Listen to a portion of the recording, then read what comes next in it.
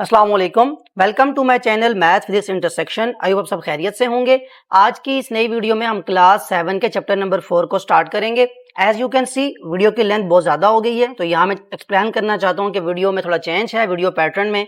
उसकी रीज़न ये है कि पहले जो हमारी एक एक्सरसाइज थी वो एटलीस्ट 4 to 5 पार्ट्स में जाती थी, और कुछ बच्चों की सजेशन ये थी कि सर वो वीडियो पार्ट फाइंड करने में थोड़ी डिफिकल्टी होती है। एक्सरसाइज हमने फर्स्ट पार्ट देख लिया अगर, तो नेक्स्ट क्वेश्चन नेक्स्ट जो हमारा पार्ट है वो देखने में थोड़ी डिफिकल्टी थी। और सेकंड ये भी था कि कुछ बच्चों की सजेशन ये थी कि सर हमें क्वेश्चन फाइंड करने में, अगर हमने क्वेश्चन नंबर 4 सॉल्व करना है तो उसको हमें फाइंड करने में टाइम लग जाता है, या उसको बार बार वीडियो को हमें रिवाइंड करना होता है। तो इसके लिए फिर मैंने ये किया कि एक्सरसाइज पूरी कंप्लीट एक ही वीडियो के अंदर आएगी, लेकिन इसमें आपके लिए आसानी सबसे अच्छी ये है कि इसमें मैं टाइम स्टैम्प्स या टाइम कोड्स जो है वो लिख दूंगा। यानी अभी आपके साथ जो आपकी वॉल्यूम का जो बटन है उसके साथ वहां पे टाइम कोड लिखा हुआ आ रहा होगा। आप उस टाइम कोड पे क्लिक करेंगे तो आपके राइट साइड पे जैसे एक प्लेलिस्ट ओपन होती है वैसे ही एक प्लेलिस्ट ओपन हो जाएगी। अब इसमें प्रॉपर एक्सप्लेन किया जाएगा कि शुरू से जो जीरो टाइम है, जो सेकंड आपका स्टार्टिंग टाइम है, वहां से लेके किस मिनट और किस सेकंड तक कॉन्सेप्ट की वीडियो है। यानी अगर आपने वो एक दफा कॉन्सेप्ट देख लिया है तो अब एक्सरसाइज पूरी सॉल्व करने के लिए आपको बार बार वो देखने की जरूरत नहीं है। नेक्स्ट आपका क्वेश्चन नंबर 1 किस सेकंड पे स्टार्ट हो रहा है, क्वेश्चन नंबर 5 किस सेकंड पे, आप जस्ट वो क्लिक करते जाएंगे, साथ में लिखा होगा क्वेश्चन नंबर 5, उसकी मेंशन हुआ होगा, आप उस पर क्लिक करेंगे वो ओपन हो सकता है। सेकंड इसका ये है कि आप डिस्क्रिप्शन में जा सकते हैं, वहां भी यही टाइम कोड्स जो हैं वो स्टैम्प हुए होंगे, आप वहां जस्ट क्लिक करेंगे तो एग्जैक्ट आपको क्वेश्चन नंबर 5 ओपन हो जाएगा। तो ये चेंज करने के पीछे जो रीजन है वो ये कि आपको एक तो पार्ट फाइंड करने में बार बार उसको ढूंढना ना पड़े आपको, कि पार्ट 1 की वीडियो अगर यहाँ पे है तो नेक्स्ट पार्ट की वीडियो आपको ढूंढने में डिफिकल्टी ना हो। और सेकेंडली क्वेश्चन के लिहाज से आपको होमवर्क करना होता है, आपको स्पेसिफिकली किसी क्वेश्चन में कोई डिफिकल्टी आ रही है आपको समझना है, तो उसके लिए भी आपको फिर रिवाइंड करनी होती है वीडियो, या फॉरवर्ड करके आपको क्वेश्चन का टाइम नोट करना होता है। तो टाइम कोड से आपकी हेल्प ये होगी कि आपको एग्जैक्ट उसी टाइम पे जहां से वो क्वेश्चन स्टार्ट हो रहा है वहां पे वो ले जाएगी वीडियो। अब मूव करते हैं आज के अपने टॉपिक की तरफ। चैप्टर नंबर 4 बेस करता है सेट्स पे। सेट का टॉपिक ऐसा है जो इससे पहले हम क्लास 6 प्राइमरी लेवल पे कंप्लीटली देख चुके हैं, इसको जो इसकी बेसिक्स थी वो हमें क्लियर हो चुकी। अब नेक्स्ट क्या है, एक्सरसाइज 4A जो चैप्टर नंबर 4 की जो एक्सरसाइज है ये बेस करती है कुछ 3 to 4 हमारे पास कॉन्सेप्ट हैं, मैंने यहाँ लिख दिए। Venn diagrams, universal set, complement of a set, subsets and proper subset. अब कुछ चीजें यहाँ पे ऐसी हैं जो आपने पहले इसका अपना नाम सुना हुआ है, आपको पता है यूनिवर्सल पता है आपको कि यूनिवर्सल सेट जो है बेसिकली, जब मैंने लास्ट टाइम भी एक्सप्लेन किया हुआ है, मैं यहाँ पे वीडियो का वो लिंक भी पेस्ट कर दूंगा क्लास 6 का जहां मैंने सेट को एक्सप्लेन किया था कि सेट का टॉपिक कैसे रिलेट करता है रियल वर्ल्ड के साथ, और कैसे यूनिवर्सल सेट बेसिकली हमारी यूनिवर्स को कंप्लीट एक बाउंड करती है, और उससे एग्जाम्पल ली गई है यूनिवर्सल सेट की। वेन डायग्राम, इससे पहले आपने थोड़ा सा इसके बारे में आपको आइडिया होगा, यहाँ मजीद आपको एक्सप्लेन कर दिया जाएगा। अगर आपके पास यूनिवर्सल सेट है या 2 से 3 डिफरेंट स्मॉल सेट्स आ रहे हैं, उनको आपने कैसे डिनोट करना है वेन डायग्राम के अंदर। फिर कॉम्प्लीमेंट ऑफ अ सेट जो कि बहुत ज्यादा इंपॉर्टेंट है, बिकॉज आपको कॉम्प्लीमेंट लेने होते हैं, इसको प्राइम भी कहते हैं कुछ बुक्स के अंदर, लेकिन ज्यादा इसको कॉम्प्लीमेंट ऑफ अ सेट ही पढ़ा जाता है। Then subsets and proper subsets, ये भी बहुत ज्यादा इंपॉर्टेंट डेफिनेशन है, ये आगे लॉन्ग टर्म तक क्लास 8, 9 इवन जो आपकी क्लासेस हैं यहाँ तक आपका ये सेट का टॉपिक चलता है, और इसको आप एक्सप्लेन करते जाते हैं। तो फर्स्ट ऑफ ऑल हम वेन डायग्राम की तरफ चलते हैं। वेन डायग्राम आप ड्रॉ करते हैं जिसमें आपके पास या तो सेट्स होते हैं, सेट्स को यूनिवर्सल सेट में भी लिखा जा सकता है, आपके पास small sets A B C जो आपने एक्सप्लेन किया हुआ है पहले, मैं बार बार कह रहा हूं कि मैं वीडियो का लिंक को पेस्ट कर दूंगा, बिकॉज वहां बेसिक जितनी भी चीजें हैं वो क्लियर हो चुकी हैं पहले। सेट की डेफिनेशन, सेट को लिखने का तरीका, हमारे पास कितनी फॉर्म्स है सेट को लिखने की, ये सब क्लियर होना बहुत जरूरी है। अगर मैं यहाँ रिपीट करूंगा तो वीडियो की लेंथ मजीद ज्यादा हो जाएगी, सो मैं यहाँ वो वीडियो का लिंक पेस्ट कर रहा हूँ ताकि आप वहां से देख के आगे आप उसको एक्सप्लेन कर सकें और समझ सकें कि आगे क्या चीजें सॉल्व हुई हुई हैं। सो वेन डायग्राम जब भी आपने ड्रॉ करनी है, लेट सपोज आपके पास एक सेट है, set A is equal to 1 2 3 4 5। इस सेट को आपको वेन डायग्राम में अगर डिनोट करना है तो आप इसके लिए एक सर्कल ड्रॉ करेंगे, बिकॉज ये एक स्मॉलर सेट है। आप इसके लिए एक सर्कल ड्रॉ कर लेंगे, इस सर्कल के अंदर आप इसके एलिमेंट्स लिख देंगे 1 2 3 4 5, और एलिमेंट्स रेंडमली कहीं भी लिखे जा सकते हैं। ये आपने सेट A को वेन डायग्राम के अंदर डिनोट कर दिया। याद रखें, set A B C X Y Z what ever जो भी उसका नाम है उसको हम सर्कल की फॉर्म में ही डिनोट करते हैं वेन डायग्राम के अंदर। ये बात इतना आपको समझना जरूरी है अगर सिंपल वेन डायग्राम की बात करूं। अगर यही मैं साथ में अब यूनिवर्सल सेट की बात भी कर लेता हूं तो पहले मैं इसको रेज कर लूं, सेट A को, अब अगर यूनिवर्सल सेट को मैं बात करूं तो यूनिवर्सल सेट को लिखने के लिए एक तो एपीएस की जो बुक्स हैं इसमें यूनिवर्सल सेट को इस तरह डिनोट किया जाता है, लेकिन जो पंजाब की बुक्स हैं या जो क्लास 9th की या फेडरल बोर्ड की आप बुक्स देखेंगे तो वहां पे यूनिवर्सल सेट के लिए हम कैपिटल यू जो है वो यूज करते हैं, सिंबल। अब यूनिवर्सल सेट बेसिकली वो सेट होता है जिसमें एक स्पेसिफिकली जो किस क्वेश्चन की बात हो रही हो उसमें जो कंप्लीट एक सेट है जो हर चीज को अपने अंदर मतलब समेटे हुए है, उसकी बात है यूनिवर्सल सेट। जैसे अगर अपने यूनिवर्स की बात करें, अब सेट ऑफ गैलेक्सीज इस ये पूरी किसके अंदर आती हैं, यूनिवर्स के अंदर। तो यूनिवर्स के अंदर एक स्मॉल सा सेट है सेट ऑफ गैलेक्सीज का। या अगर हम बात करें set of solar system, set of planets, तो ये किसके अंदर आते हैं, एक यूनिवर्सल सेट जो अगेन हमारे पास गैलेक्सी की बात कर लें या यूनिवर्स पूरे की बात कर रहे हैं, मिल्की वे गैलेक्सी की बात कर लें, तो यूनिवर्सल सेट वो सेट है जो कंप्लीट किसी भी स्पेसिफिक टॉपिक के ऊपर जो कंप्लीट एक सेट बनता है आपका, उसे हम कहते हैं यूनिवर्सल सेट। लेट सपोज अगर मैं अल्फाबेट्स की बात करूं तो universal set represents A, B, C up to the last alphabet Z। अब ये प्रॉपर जितने भी अल्फाबेट्स हैं हमारे ABC जितनी भी है उसे कंप्लीट यूनिवर्सल कंबाइन करके एक साथ यूनिवर्सल सेट में बना रहा हूं। इसके अंदर अगर मैं अब डिफरेंट एक सेट बनाऊं, लेट सपोज एक सेट A है, इसमें हमारे पास B, C, D ये या E भी लिख लें, ये आपके पास एक स्मॉल सेट बन गया। अब नेक्स्ट एक और सेट बना लेते हैं, set B, this is equal to A, E, I, O, U. Now this is set of vowels।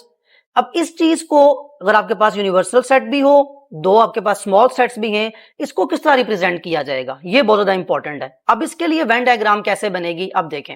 अब वेन डायग्राम में यूनिवर्सल सेट जब भी हम ड्रॉ करते हैं तो इसको हम एक रेक्टेंगल से ड्रॉ करते हैं, ये बात बहुत ज्यादा इंपॉर्टेंट है। रेक्टेंगल के अंदर जो स्मॉल सेट्स होते हैं हमारे, इनको हम ड्रॉ करते हैं स्क्वायर के थ्रू, लेट्स सर्कल के थ्रू, सॉरी। यहाँ पे एक सर्कल ड्रॉ कर लें, इसको यहाँ पे इसके अंदर प्लेस करें। अब फर्स्ट ऑफ ऑल तो इसको मैं जरा नाम दे देता हूँ कि जो आपका ये जो रेक्टेंगल है ये यूनिवर्सल सेट को रिप्रेजेंट कर रहा है, चाहे आप ये सिंबल यूज करें चाहे इसके लिए आप यू वाला सिंबल यूज करें, जो भी आप यूज कर सकते हैं। ओके नेक्स्ट, अब ए सेट है ये, लेट सपोज सेट ए है, इसके एलिमेंट्स क्या हैं वो यहाँ पे हम लिख लेते हैं। सेट ए के एलिमेंट्स थे बी, सी, डी और ई। लिखने में इनका पैटर्न आप चेंज कर सकते हैं, पहले मैंने ई यहाँ पे लिखा है, अब मैं आपको सिर्फ समझाने के लिए ई यहाँ पे लिख लेता हूँ, डी यहाँ पे, तो कोई इससे फर्क नहीं पड़ेगा। अब ये तो है सेट ए। सिमिलरली अगर मुझे सेट बी भी ड्रॉ करना हो तो पहले तो सेट बी को मैं जरा यहाँ पे आपको ड्रॉ करके अलग से दिखा देता हूँ कि ये आपका सेट बी है। तो इसको अगेन ड्रॉ कर लेना कि इसका साइज जो है वो ज्यादा रेक्टेंगल से बाहर ना चला जाए। अब सेट बी के एलिमेंट्स थे, मैं यहाँ पे इसको मेंशन कर दूं, ये सेट बी है और बी के एलिमेंट्स हैं ए, ई, आई, ओ, यू। अब सेट ए और बी में अगर आप फोकस करें तो ई रिपीट हो रहा है। ये ई एक ऐसा अल्फाबेट है जो ए के अंदर भी है और बी के अंदर भी है। अब यहां पे आपने बहुत इंपॉर्टेंट बात है ये समझना कि अगर दो सेट्स आपके पास ऐसे आए जिनमें कुछ एलिमेंट सेम आ जाएं तो फिर इनको हम ड्रॉ करते हुए वेन डायग्राम में ओवरलैपिंग फिगर ड्रॉ करते हैं। कैसे, मतलब इसको पहले रेस करके आपको अगेन ड्रॉ करके दिखाता हूं। इसके पहले तो इसके ये एलिमेंट्स जो हैं ये आप इसको रेस कर लें, ये सेट बी कंप्लीट आप यहां से रेज करें। इससे पहले एक और बात भी यहां आप समझ सकते हैं कि अगर आपके पास सिर्फ यूनिवर्सल सेट और सेट ए को डिनोट करना हो वेन डायग्राम में तो फिर आपने क्या किया, आपने सेट ए के एलिमेंट सेट ए के अंदर लिखे सर्कल के। अब वो तमाम एलिमेंट्स जो यूनिवर्सल सेट के अंदर थे लेकिन सेट ए में नहीं है, कौन, जैसे ए जो है ये ए सेट के अंदर नहीं है लेकिन इसमें था, तो आप यहाँ पे इसको लिख लेंगे स्मॉल ए। बी देखें सेट ए में आ चुका, इसको लिखने की जरूरत नहीं है। सी आ चुका, D, E, F, G, H, I, जे, के, एल, एम, एन, जितने भी आपके पास अल्फाबेट्स आ जाते हैं एबीसी के वो सारे आपने यहाँ पे लिख लेने। दैट मीन यूनिवर्सल सेट के जो एलिमेंट्स होते हैं वो रेक्टेंगल के अंदर लिखने होते हैं, लेकिन वो एलिमेंट्स जो सेट ए के अंदर ना हो। क्यों, क्योंकि हम सेट में रिपीटेशन नहीं करते। सेट की जो डेफिनेशन थी बेसिक वो थी यही, set is a collection of well defined and distinct object, मतलब इसमें रिपीटेशन नहीं आती। डिस्टिंक्ट का मतलब ही यही है कि सेट ए और जब आप रिप्रेजेंट करेंगे यूनिवर्सल सेट को तो आप वहां पे रिपीटेशन नहीं ला सकते, इसलिए आप उसे कंबाइन करके जब लिखेंगे तो आपने रिपीट नहीं करने एलिमेंट्स। ये तो बात हो गई अगर आपको एक ही सेट को रिप्रेजेंट करना हो, ए को यूनिवर्सल सेट के साथ। लेकिन अगर आपको अब सेट बी को भी रिप्रेजेंट करना है तो पहले इसको रेस कर लें। अब मैं आपको सेट बी यहाँ पे ड्रॉ करके दिखाता हूँ, प्रॉपर जैसे सर्कल मैंने पहले ड्रॉ किया था। लेट सपोज अब आपको क्वेश्चन आता है कि draw Venn diagram for universal set for set A and set B. अब जो आप सर्कल ड्रॉ करेंगे उसे आपने ऐसे ड्रॉ करना है कि ये इस सेट ए के ऊपर ओवरलैपिंग सेट बने। मैं यहां ड्रॉ करके ये ऐसा सेट बनेगा। अब ये सेट बी का है। अब देखें ये जो ओवरलैपिंग आई, ये वो जगह है जहां पे आप कॉमन एलिमेंट्स लिखते हैं। मैंने पहले ऑलरेडी ई लिखा हुआ था, इसीलिए मैंने ओवरलैपिंग बनाई ऐसी। अब ये सर्कल ए का है, ये सर्कल बी का है, दोनों दूसरे को ओवरलैप कर रहे हैं। ये वो जगह है जहां पे हम कॉमन एलिमेंट्स लिखेंगे। अब देखें ए के एलिमेंट क्या थे, बी सी डी, वो मैंने बाहर लिखे, ई को यहां पे लिखा बिकॉज ये ई ए में भी है और ई बी में भी है। अब बी के एलिमेंट्स लिखते हैं, देखें क्या लिखेंगे हम, ए यहां पे आ जाएगा, ई बिकॉज यहां लिखा जा चुका है, दोबारा नहीं लिखना, आई आ जाएगा, ओ आ जाएगा एंड यू आ जाएगा। अब ये ए और बी को हमने लिख लिया वेन डायग्राम में, इनमें जो कॉमन था वो भी लिख लिया।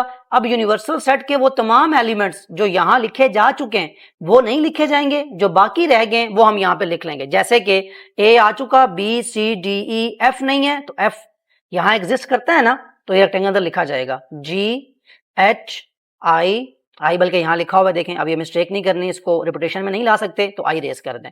अगेन जे के एल एम एन, जहां मर्जी आप रैंडमली लिखते जाएं। ओ आ चुका ऑलरेडी, नहीं लिखना आपने, P Q R S T U, U आ चुका, यू भी नहीं लिखना, V W X Y and G. So ये एक कंप्लीट वेन डायग्राम है जिसमें यूनिवर्सल भी आपने सीख लिया, दो सेट्स को आपने एक साथ रिप्रेजेंट करना भी सीखा, सिंगल अगर हो तब भी रिप्रेजेंट करना सीखा, और अगर दोनों सेट्स में कुछ कॉमन आ जाए तो फिर भी आपने इसको रिप्रेजेंट करना सीख लिया। यहां तक आपका ये कंप्लीट कर रहा हूं। अब मैं नेक्स्ट जो आपका टॉपिक है कंप्लीमेंट ऑफ अ सेट, वहां मूव करता हूं। वो मैं जरा साइड पे यहां पे लिख रहा हूं, रीजन ये है कि मैं उसको फिर याद में बाद में आपको वेन डायग्राम के थ्रू भी उसको रिप्रेजेंट करना सिखा दूंगा।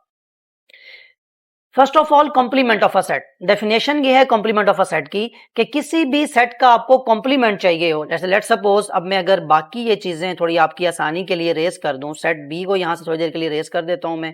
यहां से अगर मैं लिखना चाहूं तो इस सेट बी को रेस कर लेते हैं, इस ए ई आई ओ यू को रेस कर लेते हैं, और ये जो सर्कल बना हुआ है सेट बी का इसको भी यहां से हम रेस कर लेते हैं। एक एलिमेंट यहां से रेस हो गया है, कौन सा था, बी सी डी ई और F G H I, because हम आई अब लिखेंगे, अब नहीं है हमारे पास, आई जे के एल एम एम यहां से रेज एम हो चुका, M N O P Q R S T लिखा हुआ है, U V W X Y Z. I think so अब कंप्लीट है, कोई मिसिंग हुआ तो आप दोबारा देख सकते हैं। अच्छा अब समझाना क्या है आपको, कॉम्प्लीमेंट ऑफ अ सेट का मतलब ये है, ये सेट लिखा हुआ है आपके पास सेट ए, इसका अगर मुझे कॉम्प्लीमेंट लेना हो तो इसको लिखते हुए मैथमेटिकली मैं ए के ऊपर एक डैश लगा लूंगा, इसको हम रीड करेंगे ए कॉम्प्लीमेंट या ए प्राइम। क्या रीड करेंगे, ए कॉम्प्लीमेंट और ए प्राइम। इसका मतलब क्या होगा, जिस भी सेट का कॉम्प्लीमेंट लेना होता है या उसका प्राइम लेना होता है, मतलब ये है कि उसको यूनिवर्सल सेट में से माइनस कर दे। मतलब यूनिवर्सल सेट के वो तमाम एलिमेंट्स जो ए के अंदर नहीं है वो आप लिखेंगे यहां पे। मतलब अगर मैं सेट ए प्राइम निकालूं, मुझे निकाल के जरा बताएं, साथ साथ जरा सोचें अपने माइंड में कि ए प्राइम या ए कॉम्प्लीमेंट का सेट क्या आएगा। यूनिवर्सल सेट में ए था, ये स्मॉल ए, क्या स्मॉल सेट ए में ए लिखा हुआ है, नहीं, तो दैट मींस ये यहां पे लिखा जाएगा। बी यूनिवर्सल सेट के अंदर भी था और यहां भी था, तो ये माइनस हो गए, कैंसल आउट हो गए, बी नहीं लिखा जाएगा, सी भी नहीं लिखा जाएगा, डी भी नहीं लिखा जाएगा, ई भी नहीं लिखा जाएगा। ई के बाद F G H I J up to so on Z तक वो तमाम एलिमेंट्स जो यूनिवर्सल सेट के अंदर थे लेकिन सेट ए के अंदर नहीं थे, वो सारे यहां पे लिखे जाएंगे। इसे कहते हैं कॉम्प्लीमेंट, इसे कहते हैं प्राइम ऑफ अ सेट। जिस भी सेट का प्राइम आपको निकालने को कहा जाए, जिस भी सेट का कॉम्प्लीमेंट निकालने को आपको कहा जाए, आपने उसको यूनिवर्सल में से माइनस कर देना, चाहे वो सेट ए हो चाहे वो सेट बी हो। किसी स्पेसिफिक क्वेश्चन में जिस भी चीज का कॉम्प्लीमेंट निकालने को कहा जाएगा आप उसको यूनिवर्सल में से माइनस करेंगे, ये बेसिक डेफिनेशन है। अब मैंने ये वेन डायग्राम रेस क्यों नहीं की थी, देखें वेन डायग्राम में अगर मैं आपसे ये चीज तो मैथमेटिकली आपने सॉल्व की कि कॉम्प्लीमेंट होता है बेसिकली यूनिवर्सल सेट में से किसी सेट को माइनस करना, ये तो आपने मैथमेटिकली फाइंड किया। अगर मैं कहूं कि यही बात आप कॉम्प्लीमेंट बताएं, ए प्राइम बताएं थ्रू वेन डायग्राम, तो अब वेन डायग्राम का क्या मतलब है, देखें वेन डायग्राम में ये सेट ए है, बी सी डी ई, ये जो रेक्टेंगल है ये रिप्रेजेंट करता है यूनिवर्सल सेट को। तो अब ए प्राइम कौन सी जगह होगी, ए प्राइम वो सारी जगह है जहां पे आपके ये सारे बाकी एलिमेंट्स लिखे हुए हैं जो ए के अंदर नहीं है। अगर मैं कहूं, मेरा क्वेश्चन ये है आपसे, मैं लेट सपोज यहां पे क्वेश्चन बनाता हूं, shade the region of A prime in Venn diagram. ऐसा आपके सामने क्वेश्चन आगे आएगा एक्सरसाइज 4A में। क्या आप वेन डायग्राम पहले ड्रॉ करें। अब उसने जब कह दिया वेन डायग्राम तो अंडरस्टूड सी बात है आपको, बिकॉज यूनिवर्सल सेट भी है, बिकॉज ये आपके पास सेट ए भी है, तो आपको ऐसी यूनिवर्सल आपको वेन डायग्राम ड्रॉ करनी है। पहले मैं एक्सप्लेन कर चुका हूं आपको। अब वो कहता है रीजन बताएं ए प्राइम, कौन सा रीजन है इस वेन डायग्राम का। अब आपने यहां पे क्या करना है, अब आपने वो जगह शेड कर देनी है जो आपके मुताबिक ए प्राइम को रिप्रेजेंट करती है। तो देखें जरा, ए प्राइम जो आपने मैथमेटिकली फाइंड किया था वो क्या था, A F G H I जे, यानी वो सारे एलिमेंट्स जो ए में नहीं है वो यहां कहां लिखे हुए हैं, ये आउटसाइड। तो इसको आप यूं करके शेड कर देंगे। मैं यहां जरा रफ सा शेड कर रहा हूं, आप इसको बड़ा नीटली सा कर सकते हैं जब आप इसको सॉल्व करेंगे अपने नीट कॉपी के ऊपर। तो जैसे मैं ये शेड कर रहा हूं ऐसे ही आप भी इसको शेडिंग कर सकते हैं कि ये जो एरिया है ये ए प्राइम को रिप्रेजेंट करता है। सिर्फ आपने ए का जो सर्कल है उसको रिप्रेजेंट नहीं करना, मतलब उसको शेड नहीं करना, बाकी आप जितना भी है उस सबको शेड कर लेंगे तो वो रिप्रेजेंट करेगा ए प्राइम को। ये आपकी आपने कॉम्प्लीमेंट सीख लिया, चाहे तो वेन डायग्राम के थ्रू हो और चाहे आपका, अब ये शेडिंग करते हुए बस मुझे ये ख्याल करना है, इसको मैं जरा बाहर से शेड कर रहा हूँ, आपने इसको इंटरनल ही रखना है एक पॉइंट। और सेकेंडली आपने जो ए का सेट है इसको बस शेड नहीं करना, ठीक है। और ये यहां से आप इसको शेड कर लें। अब ये जो रीजन है ये रिप्रेजेंट करता है आपका प्रॉपर ए प्राइम को। अगर आप इसको मजीद थोड़ा सा नीट करना चाहें तो यहां से ये जो बाहर इसकी शेडिंग हुई हुई है इसको आप रेज कर दें ताकि आपकी जो शेडिंग है ये सिर्फ इंटरनल रह जाए। सो ये जो शेड है ये किसको रिप्रेजेंट करेगा, ये रिप्रेजेंट करेगा ए प्राइम को। तो वेन डायग्राम के थ्रू देखें या कॉम्प्लीमेंट के थ्रू मैथमेटिकली देखें आंसर सेम ही आता है। ये कंप्लीट डेफिनेशन है। अब जैसे एक्सरसाइज पे आप सॉल्व मूव करेंगे तो वहां आपको ये चीज समझ आ जाएगी मजीद अच्छे से। सिर्फ डेफिनेशन याद रख लें कि कॉम्प्लीमेंट का मतलब होता है यूनिवर्सल सेट में से उस सेट को माइनस कर देना जिस सेट का आपको प्राइम या कॉम्प्लीमेंट लेने के लिए कहा गया है। यहां तक आपका थर्ड जो टॉपिक है ये कंप्लीट हुआ। अब मूव करते हैं सबसेट एंड प्रॉपर सबसेट की तरफ। इस सबको यहां से रेज कर लेते हैं, यूनिवर्सल सेट ये जो डेफिनेशन है, और अब हम मूव करते हैं subsets and proper subsets. First of all subset, पहले डेफिनेशन लिख लें। For any two sets A and B, A is called subset of B if every element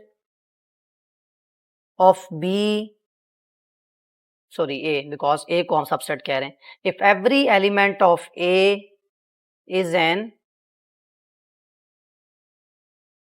element of B। अगर आपके पास दो सेट्स हैं, मैं एग्जांपल देता हूं, लेट्स सपोज A कोई सेट है जिसके एलिमेंट्स हैं 1 2 3।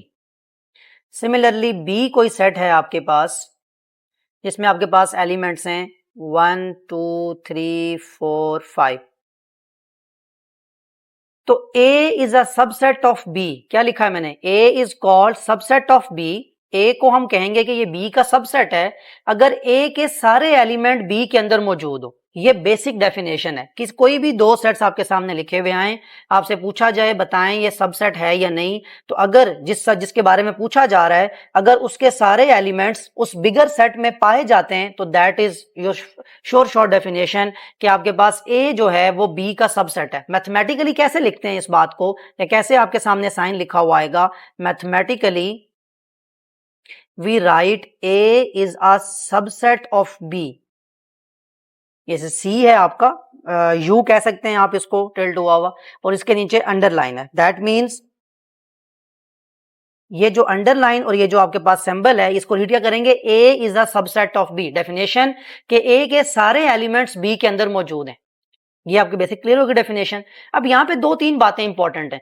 A B का सबसेट होगा अगर मैं यहां से ये 4 5 रेज कर दूं और B का सेट भी इतना ही हो 1 2 3, अब भी A B का सबसेट है। कैसे, A के सारे एलिमेंट B के अंदर मौजूद हैं, तो मतलब सबसेट के लिए ये भी हो सकता है कि A B के इक्वल आ जाए। पॉसिबल है ना, मतलब A is equal to B, तब भी तो ये सबसेट है, क्योंकि डेफिनेशन क्या थी कि A सबसेट कहलाएगा B का अगर A के सारे एलिमेंट B में हों। लेकिन अभी इस केस के अंदर B सबसेट भी हो सकता है A का, बिकॉज B के भी सारे एलिमेंट A के अंदर हैं, लेकिन पहले नहीं था, पहले 1 2 3 4 5 था, तो 4 5 एक्स्ट्रा एलिमेंट थे तो वो A में एग्जिस्ट नहीं करते थे। तो अगर आप कहीं लिख देते B is a subset of A तो वो गलत हो जाता, बिकॉज वो 4 5 तो आते ही नहीं है उसमें। तो इसलिए इंपॉर्टेंट है कि आप किसको किसका सबसेट कह रहे हैं, ये बहुत इंपॉर्टेंट है। A is a subset of B, ये बिल्कुल एक अलग मतलब है। आप कह देते हैं B is a subset of A, अब बहुत ही मतलब चेंज हो गया। तो ये इंपॉर्टेंट ये है कि आपको पता होना चाहिए। एक बात फिर, every set is a subset of itself, यानी अगर मैं लिखूं तो मैं लिख सकता हूं ना A is a subset of A, यानी A अपने आप का ही सबसेट है, बिकॉज A के सारे एलिमेंट A के अंदर मौजूद हैं। तो बिल्कुल ठीक, सिंपल सी डेफिनेशन है। Similarly B is also a subset of B, B का सबसेट है। ये तो तब भी पॉसिबल था अगर यहाँ पे हम लिख देते 1 2 3 4 5, यानी एलिमेंट्स एक्स्ट्रा भी होते अगर, तो अब भी हम लिख सकते थे ना कि B is a subset of B, because B के सारे एलिमेंट जो है वो B में पाए जाते हैं, तो B अपना ही सबसेट है। सो ये दो बेसिक बातें, यानी सबसेट में आपको डेफिनेशन क्या याद रखनी है कि जिस चीज को सबसेट कहा जा रहा है, जिस सेट को सबसेट कहा जा रहा है, उसके सारे एलिमेंट बड़े सेट में मौजूद होने चाहिए। सबसेट कहते ही एक छोटे सेट को हैं जो किसी बड़े चीज से टूटता है, यानी a part of a bigger group, एक किसी बड़े से ग्रुप का एक छोटा सा पार्ट अगर आप निकालें उसे हम सबसेट कहेंगे। प्रॉपर सबसेट पे अब आ जाते हैं कि उसकी डेफिनेशन क्या है और वो कैसे इससे चेंज है। इसको मैं जरा रेस कर लेता हूं और यहां लिखता हूं प्रॉपर सबसेट, फिर हम उसकी डेफिनेशन देखते हैं और उसको भी यहां अपने पास नोट डाउन कर लेते हैं। Proper subset for two sets A and B, A is said to be a proper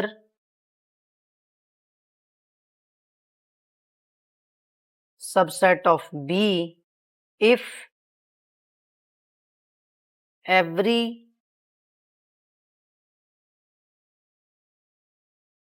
element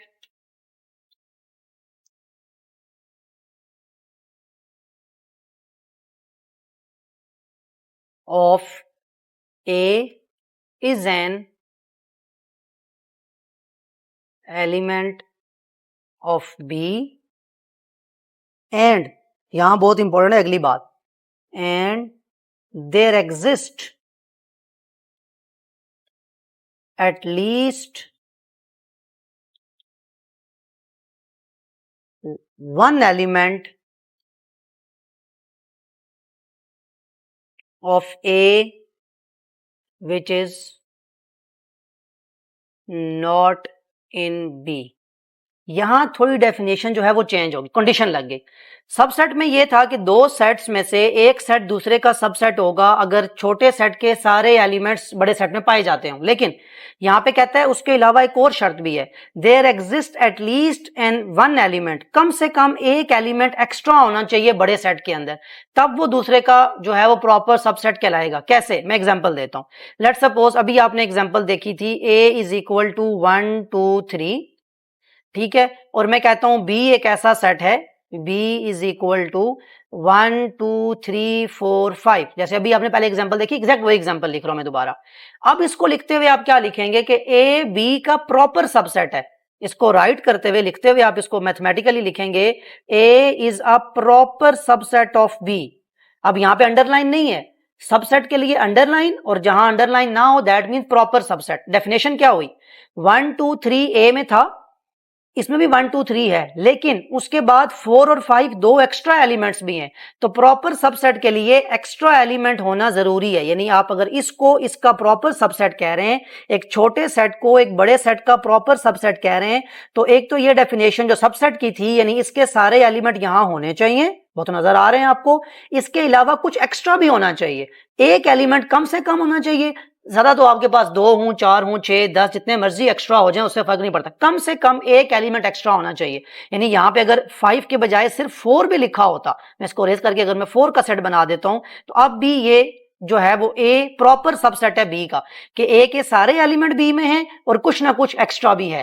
अब जो मैंने आपको पहले बात कही थी, अगर मैं 4 भी रेज कर दूं, अब मैं सिर्फ लिखूं कि 1 2 3, क्या अब ये प्रॉपर सबसेट है? गलत। अब ये बात क्या हो गई? गलत हो गई। अब ये प्रॉपर सबसेट नहीं है, क्योंकि डेफिनेशन ये थी कि सारे एलिमेंट हों और कुछ एक्स्ट्रा भी हो। प्रॉपर सबसेट के लिए एक्स्ट्रा होना जरूरी है, अगर एक्स्ट्रा नहीं है तो फिर ये प्रॉपर सबसेट नहीं हो सकता। इसलिए यहां पे आपको कुछ एक्स्ट्रा एलिमेंट्स लिखने पड़ेंगे। 1 2 3 4 5 भी हो सकता है, उसके अलावा कुछ 7 8 कोई भी इस तरह के एलिमेंट्स आ सकते हैं। जो सिर्फ एक एलिमेंट भी आ जाए, अब ये दोबारा ठीक होगी डेफिनेशन, यानी आप इसको टिक कर लें आप कि अब आपकी ये प्रॉपर सबसेट की डेफिनेशन है। तो दूसरे लफ्जों में इस मतलब को लिखना हो अगर मैथमेटिकली, तो ए बी का प्रॉपर सबसेट कहलाएगा अगर ए और बी आपस में इक्वल नहीं है। इक्वल क्यों नहीं है? बिकॉज कुछ एलिमेंट एक्स्ट्रा आ रहा है। तो यहां पे मैं इसको अगर मैथमेटिकली लिखूं तो लिखूंगा A is said to be a proper subset of B if every element of A is an element of B, and यहां पे बस इस सारी लाइन के बजाय आप ये लिख सकते हैं ए नॉट इक्वल टू बी। मतलब ये जो मैंने आगे लाइन लिखी थी इसको मैंने ये कॉमर्स में किया है, there exist at least one element of A which is not in B. उसकी जगह आप ये लिख सकते हैं, आगे आपसे पूछेगा कुछ क्वेश्चंस में एक्सप्लेनेशन के अंदर कि आप बताएं ये सेट प्रॉपर सबसेट है या नहीं है। तो जहां आप बताएंगे ना प्रॉपर सबसेट है, वहां आप ये लिखेंगे कि as every element of A is an element of B, and आगे बस ये लिख दें A not equal to B, क्योंकि ए के सारे एलिमेंट बी में हैं और साथ में ये भी है कि ए बी के इक्वल नहीं है, बी में कुछ एक्स्ट्रा है। तो ये बात आपको बता रही है, ये जो मैंने आगे इंग्लिश लिखी हुई थी उसी को मैथमेटिकली लिख दिया कि उसमें कुछ एक्स्ट्रा है, और जब एक्स्ट्रा होगा तो फिर क्या होगा? वो प्रॉपर सबसेट बन जाएगा। ये बहुत इंपॉर्टेंट डेफिनेशंस हैं, ऑब्जेक्टिव में यूज होती हैं, आप इनको क्वेश्चन सॉल्व करते हुए यूज करते हैं। एक्सरसाइज 4 प्रॉपर इन्हीं चीजों पे सॉल्व कर बेस करती है। Venn diagram, universal set, complement of a set, subset, proper subset आपको लिखने को कहे जाएंगे, आपको पता होना चाहिए। और ये भी इंपॉर्टेंट है कि सबसेट के अंदर एक सेट खुद का सबसेट हो सकता है, प्रॉपर सबसेट में ये नहीं है। बिकॉज आप अपना कैसे बनाएंगे उसको प्रॉपर सबसेट? अगर मैं लिखूं 1 2 3 is a proper subset of 1 2 3, तो पॉसिबल ही नहीं है, ए में कुछ एक्स्ट्रा है, बिकॉज इसमें एक्स्ट्रा तो होना लाजमी इसमें होना चाहिए। तो प्रॉपर सबसेट के लिए आप उस सेट को अपना प्रॉपर सबसेट नहीं कह सकते एक तो, और अगर आप जब लिखने में आएंगे तो फिर आप उसको रिपीटेशन लाते हुए, यानी आप कंप्लीट सेट नहीं लिखेंगे, एक्सरसाइज सॉल्व करते हुए आप इसको मजीद समझ लेंगे। जो डेफिनेशन आपने यहाँ पढ़ी, जो एग्जाम्पल्स आपने यहाँ देखी, उनको जब मजीद आप क्वेश्चन सॉल्व करेंगे तो आपको कॉन्सेप्ट ज्यादा अच्छे से क्लियर हो जाएगा। मूव करते हैं एक्सरसाइज 4A क्वेश्चन नंबर 1 की तरफ। Exercise 4A question number 1, if universal set is equal to 1 2 3 up to 20, A is equal to multiples of 2, B is equal to multiples of 4 and C is equal to multiples of 3. List the elements of the following sets. कुछ आगे हमारे पास different parts हैं, उनके हमें elements लिखने हैं। जैसे मैंने पहले शुरू में बताया कि सेट को लिखने के डिफरेंट मेथड वो सारे वहां पे एक्सप्लेन हो चुके, बिकॉज आगे ही आपने देखा होगा कॉन्सेप्ट की वीडियो बहुत ज्यादा लेंथी है, क्योंकि चीजें नई आपने बहुत ज्यादा सीखनी थी, तो प्रीवियसली आपको साथ लेके चलनी है। अब यहाँ पे अगर आप देखें तो जैसे मैंने शुरू में बात की थी, यूनिवर्सल सेट किसी भी स्पेसिफिक क्वेश्चन के लिए वो बाउंड्री है जिसके अंदर रहते हुए आपको काम करना है। अब ये आपकी यूनिवर्स है, इस क्वेश्चन में आपकी यूनिवर्स आपका जो है वो 1 से लेके 20 तक है, इससे बाहर आप मूव नहीं कर सकते, इसी का नाम है यूनिवर्सल सेट। अब अगर मैं सॉल्यूशन की तरफ आता हूं तो फर्स्ट ऑफ ऑल अब देखें, यूनिवर्सल सेट के एलिमेंट्स आपके सामने लिखे हुए हैं 1 से लेके 20, ए मल्टीपल्स ऑफ 2, और यही आपका ए पार्ट भी है कि आपने ए के एलिमेंट्स लिखने हैं। तो ए के एलिमेंट्स क्या होंगे जरा लिखें, मल्टीपल्स ऑफ 2। मल्टीपल्स ऑफ 2 का मतलब 2 का टेबल पढ़ना है आपने, तो फर्स्ट मल्टीपल होता है 2 4 6 8 10 12 14 16 18 और 20। 22 इसमें आ सकता है? नहीं, हम यूनिवर्सल सेट से बाहर मूव नहीं कर सकते। दैट मीन 2 से लेके 20 तक ये वो मल्टीपल्स ऑफ 2 हैं जो हमारा ए का सेट कंप्लीट बना देते हैं, और यही हमने फाइंड करना था। बी पार्ट की तरफ मूव करें। अब आपको बी का सेट लिखना है। बी के सेट में याद रखें, सेट के बारे में जो बेसिक चीजें कुछ साथ साथ क्लियर करता जाऊं कि सेट को हमेशा हम डिनोट करते हैं कैपिटल लेटर से, इसको लिखते हुए हम ब्रैकेट्स में लिखते हैं, करली ब्रैकेट्स में कॉमा लगाते हैं हम एलिमेंट्स को डिवाइड करने के लिए, उनके दरमियान में गैप बताने के लिए कि 2 के बाद नेक्स्ट एलिमेंट 4 है। अच्छा, अब बी के क्या था, मल्टीपल्स ऑफ 4, तो मल्टीपल्स ऑफ 4 का मतलब पहला एलिमेंट 4, देन 8 12 16 और 20। अब आगे 24 भी आता है 4 के मल्टीपल में, लेकिन अब हमारी यूनिवर्स उसमें क्या है 20, इससे हम आगे मूव नहीं कर सकते। सिमिलरली सी पार्ट, अब आपको सी का सेट लिखना है। सी के सेट में क्या लिखा जाएगा, मल्टीपल्स ऑफ 3। 3 के मल्टीपल्स होते हैं 3 6 9 12 15 18 21। अब 21 इससे बाहर जा रहा है, दैट मींस ये हमारे सी का सेट हो गया। तो ये फर्स्ट 3 पार्ट जिसमें आपने ए बी और सी को लिख लिया। अब आता है इंपॉर्टेंट पार्ट कि डी पार्ट है आपके पास बी ए कॉम्प्लीमेंट, इसको हम ए प्राइम या ए कॉम्प्लीमेंट कहते हैं। ए कॉम्प्लीमेंट किसके इक्वल है, इसका मैंने आपको सोल्यूशन बताया था कि ए कॉम्प्लीमेंट बेसिकली इक्वल होगा कि अगर आप यूनिवर्सल सेट में से ए को माइनस कर दें, जिस चीज का कॉम्प्लीमेंट फाइंड करना हो उसको माइनस कर दें। लिखने का तरीका क्या है, दो इसके मेथड्स हैं। एक तो आप जुबानी करें, मतलब मेंटली आप इसको स्ट्रॉन्ग अगर हैं कि यूनिवर्सल सेट में से ए को माइनस करें, जुबानी जुबानी कि आप 1 अगर यहां नहीं था तो आप इसका आंसर लिख लें 1। दूसरा मेथड ये है कि आप पहले लिखें यूनिवर्सल सेट को, माइनस का साइन लगाएं, ए का सेट लिखें, फिर आंसर निकालें। मैं दोनों हल करवा देता हूं आपको। पहले मैं लिखता हूं यूनिवर्सल सेट जो कि है 1 2 3 अप टू 20, माइनस का साइन जैसे ये लिखा हुआ है, देन ए का सेट अभी आपने ऊपर लिखा 2 4 6 8 10 12 14 16 18 एंड 20। अब इसको माइनस करें, मतलब ए प्राइम जो इक्वल आएगा आपका आंसर आएगा। अब देखें 1 यूनिवर्सल सेट में था, क्या इधर है नहीं, तो ये लिखा जाएगा। 2 उधर था, माइनस हो गया। 3 आएगा यानी ऑड नंबर आ जाएंगे। 5 वहां नहीं है, 7 नहीं है, 9 नहीं है, 11 नहीं है, 13 15 17 और 19। ये आपके एलिमेंट्स किस चीज के हो जाएंगे, ए प्राइम के, यानी ए कॉम्प्लीमेंट के। अब ए कॉम्प्लीमेंट का मतलब बेसिकली ऑपोजिट ऑफ ए होता है, ये भी समझ सकते हैं आप। अब ए में इवन नंबर थे तो ए कॉम्प्लीमेंट में क्या आया, ऑड नंबर्स आ गए, तो ये ए कॉम्प्लीमेंट है। एक इस तरह होता है मेथड कि आप प्रॉपर सेट लिखें, माइनस करें। सेकंड, अब इसका ई पार्ट सॉल्व करते हैं, उसमें मैं आपको डिफरेंट जो मेथड है वो बता देता हूं। उसमें आप कैसे डायरेक्ट इसको सॉल्व कर सकते हैं। जैसे डी पार्ट है B prime, sorry E part है D prime. B prime again किस चीज के इक्वल होता है, बी प्राइम का जो सोल्यूशन होगा वो होगा कि B prime is equal to universal set में से आप माइनस कर दें बी को। अब यहां आप जुबानी जुबानी करें, ठीक है। पहले मैंने लिख के बताया था आपको, वो भी आप यूज कर सकते हैं, आपकी अपनी चॉइस है। अगर आपको लगता है आप जुबानी कर सकते हो आप कर लें। अब यूनिवर्सल सेट में देखें 1 था, क्या बी में 1 है तो 1 लिखेंगे। 2 है नहीं है, 2 भी लिखेंगे। 3 है बिल्कुल इधर नहीं है तो वो लिखना पड़ेगा। 4 एक ऐसा एलिमेंट है जो बी में भी है ए में भी, तो ये कैंसिल हो गया, यूनिवर्सल की बात कर रहा हूं।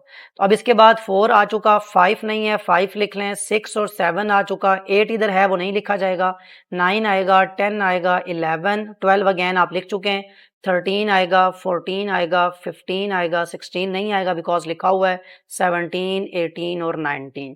मतलब बी प्राइम का मतलब वो सारे एलिमेंट्स जो बी में नहीं है और यूनिवर्सल सेट के अंदर है। बस सिंपल सी ये डेफिनेशन है, तो ये आपका आंसर हो गया बी प्राइम का।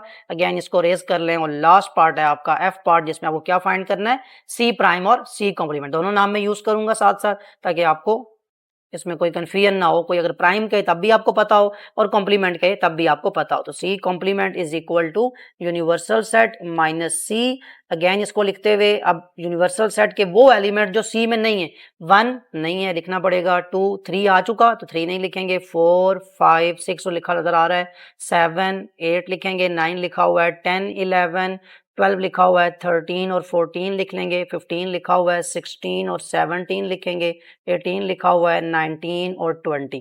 तो वो सारे एलिमेंट्स जो यूनिवर्सल सेट के अंदर तो हैं लेकिन सी के अंदर नहीं है वो हमने लिख लिए सी प्राइम, और इसी का मतलब है सी कॉम्प्लीमेंट या सी प्राइम। सो ये क्वेश्चन 1 आपको कंप्लीट हो गया। अब क्योंकि कॉन्सेप्ट आपने डिटेल देखा हुआ था तो यहाँ आपके लिए डिफिकल्टी नहीं है कॉम्प्लीमेंट फाइंड करने में या सेट को लिखने में। मूव करते हैं क्वेश्चन नंबर 2 की तरफ। Question number 2, if universal set is equal to 30, 31, 32 up to 45, list the complements of the following sets। Again आपके पास 5 different parts हैं, इसके आपको complements लिखने। अब आपकी यूनिवर्सल सेट की जो बाउंड्री है वो क्या है, 30 to 45, यानी इससे आप बाहर नहीं जा सकते। जो आपको बात करनी है वो इसी के अंदर रहते हुए करनी होगी। तो सोल्यूशन की तरफ आते हैं क्वेश्चन नंबर 2 के। फर्स्ट ऑफ ऑल देखें, आपको ए का कॉम्प्लीमेंट फाइंड करना है, तो solution of A part that means A complement. A complement का मतलब क्या है, यूनिवर्सल सेट में से ए को माइनस कर दिया जाए। अब दोनों मेथड को समझा चुका हूं पहले मैं, इसलिए आपके लिए आसानी है। आप जो भी चाहे तो प्रॉपर लिखें यूनिवर्सल सेट को, बाद में माइनस करें, चाहे तो आप डायरेक्ट माइनस कर लें। अब मैं यहाँ पे अगर डायरेक्ट माइनस करूं तो यूनिवर्सल सेट में 30 है, क्या ए में 30 था तो 30 आ जाएगा, 31 वो भी आएगा बिकॉज ए में नहीं था, 32 भी आएगा, 33 ए में है तो यहाँ पे रिपीट नहीं किया जाएगा, 34 आ जाएगा, 35 36, अब 37 ए में लिखा हुआ है तो यहां से कैंसल आउट हो गया। अगेन 38 39 है तो नहीं लिखा जाएगा। अब अगर आपके पास स्पेस कम हो जाए कभी पेपर पे भी लिखते हुए नोट नीट कॉपी पे, तो आप कॉमा लगा के नेक्स्ट लाइन में आ सकते हैं, बिकॉज आपने करली ब्रैकेट स्टार्ट की हुई तो पता है कि आपके पास सेट ही चलता जा रहा है। 38 39 वहां लिखा हुआ है, देन 40 41 42 वहां लिखा हुआ है तो वो लिखने की जरूरत नहीं है। अगेन 43 44 भी वहां लिखा हुआ है तो 45। अब क्योंकि हमारी बाउंड्री 45 की थी, स्टार्टिंग 30 है, तो ये आपके पास ए प्राइम का आंसर आ गया। ये फर्स्ट पार्ट का आंसर है, यानी ए कॉम्प्लीमेंट आपने फाइंड कर लिया कि वो तमाम एलिमेंट्स जो यूनिवर्सल सेट में थे और ए में नहीं थे वो आपने लिख लिया, यानी ए का ऑपोजिट सेट आपने निकाल लिया। सो ये था ए पार्ट। बी पार्ट में यहां पे सॉल्व कर लेता हूं। बी पार्ट क्या है, बेसिकली बी का कॉम्प्लीमेंट फाइंड करना है आपने। अब बी कॉम्प्लीमेंट किसके इक्वल होता है, यूनिवर्सल सेट में से बी को माइनस करना है। यूनिवर्सल सेट के एलिमेंट्स आपको पता है 30 to 45 हैं। अब 30 यहाँ लिखा हुआ है, 31 लिखा हुआ है, 32 34 35 34 लिखा हुआ है, 35 नहीं लिखा, तो 35 जो है वो बी में नहीं है तो बी प्राइम में आ जाएगा। यानी बी प्राइम में कौन से एलिमेंट्स आते हैं, मतलब वो तो जो बी में नहीं है। तो 35 नहीं था, 36 37 38 39 40 41 42 सारे हैं, सिर्फ 43 और 44 नहीं है। तो 35 43 44 सिर्फ ये वो एलिमेंट्स हैं जो बी के अंदर नहीं है। तो कितना स्मॉल सा बना बी प्राइम, बिकॉज आपके पास सारे एलिमेंट्स बी में काफी लेंथी सेट था, तो ये आपके पास बी प्राइम का आंसर आ गया। नेक्स्ट आपके पास है सी प्राइम। तो पहले आप सी पार्ट सॉल्व करें। तो सी जो है, अब इसको लिखें, सी प्राइम आपने बेसिकली सॉल्व करना है। तो सी प्राइम किसके इक्वल होता है, यूनिवर्सल सेट में से सी को माइनस करना है। अब यहां जरा मैं डिटेल करवा रहा हूं कैसे, क्यों, रीजन क्या है उसकी, कि पहले आपने नॉन प्राइम नंबर्स लिखने हैं कि नॉन प्राइम नंबर्स हैं कौन से, सी का सेट क्या बनता है। तो यूनिवर्सल सेट क्या है वो लिख लें, 30 31 अप टू 45, यही है ना आपका यूनिवर्सल सेट। इसमें से माइनस करें सी को। सी कौन से एलिमेंट्स हैं, नॉन प्राइम नंबर्स। 30 प्राइम है कि नॉन प्राइम है, 30 आपके पास नॉन प्राइम नंबर है, बिकॉज इस पे 2 मजीद टेबल्स जाते हैं, 2 के भी 3 के भी, तो एक 30 नॉन प्राइम है। 31 प्राइम नंबर है, 31 पे किसी का टेबल नहीं जाता अपने सिवा। 32 अगेन नॉन प्राइम है। 33 नॉन प्राइम बिकॉज 3 का टेबल जाता है। 34 नॉन प्राइम है। 35 नॉन प्राइम है। 36 नॉन प्राइम नंबर है। 37 ये प्राइम नंबर है, इस पे अपने और 1 के अलावा किसी का टेबल नहीं जाता, तो 38 नॉन प्राइम है। 39 3 का टेबल जाता है, 3 1 जार 3 3 जार, तो ये सोचना है आपने। 40 बिकॉज 2 का टेबल जाएगा।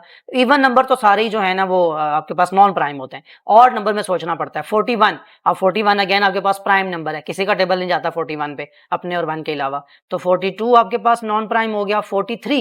43 पे किसी का टेबल नहीं जाता, तो 43 भी आपका प्राइम नंबर है, वो भी नहीं लिखा जाएगा। 44 प्राइम है। 45 पे 5 का टेबल जाता है, 9 का। अब ये मैंने सी का सेट लिखा है प्रॉपर, यानी अभी सी प्राइम नहीं फाइंड किया, सी प्राइम में यहां फाइंड करूंगा जब इसको माइनस करूंगा। अभी आपको समझाने के लिए मैंने यूनिवर्सल सेट लिखा, माइनस का साइन लगाया, सी का प्रॉपर सेट लिखा है ताकि आपको नॉन प्राइम नंबर्स की डेफिनेशन समझ आ जाए। अब माइनस करें, 30 इधर भी है इधर भी है, तो कैंसल आउट हो गया।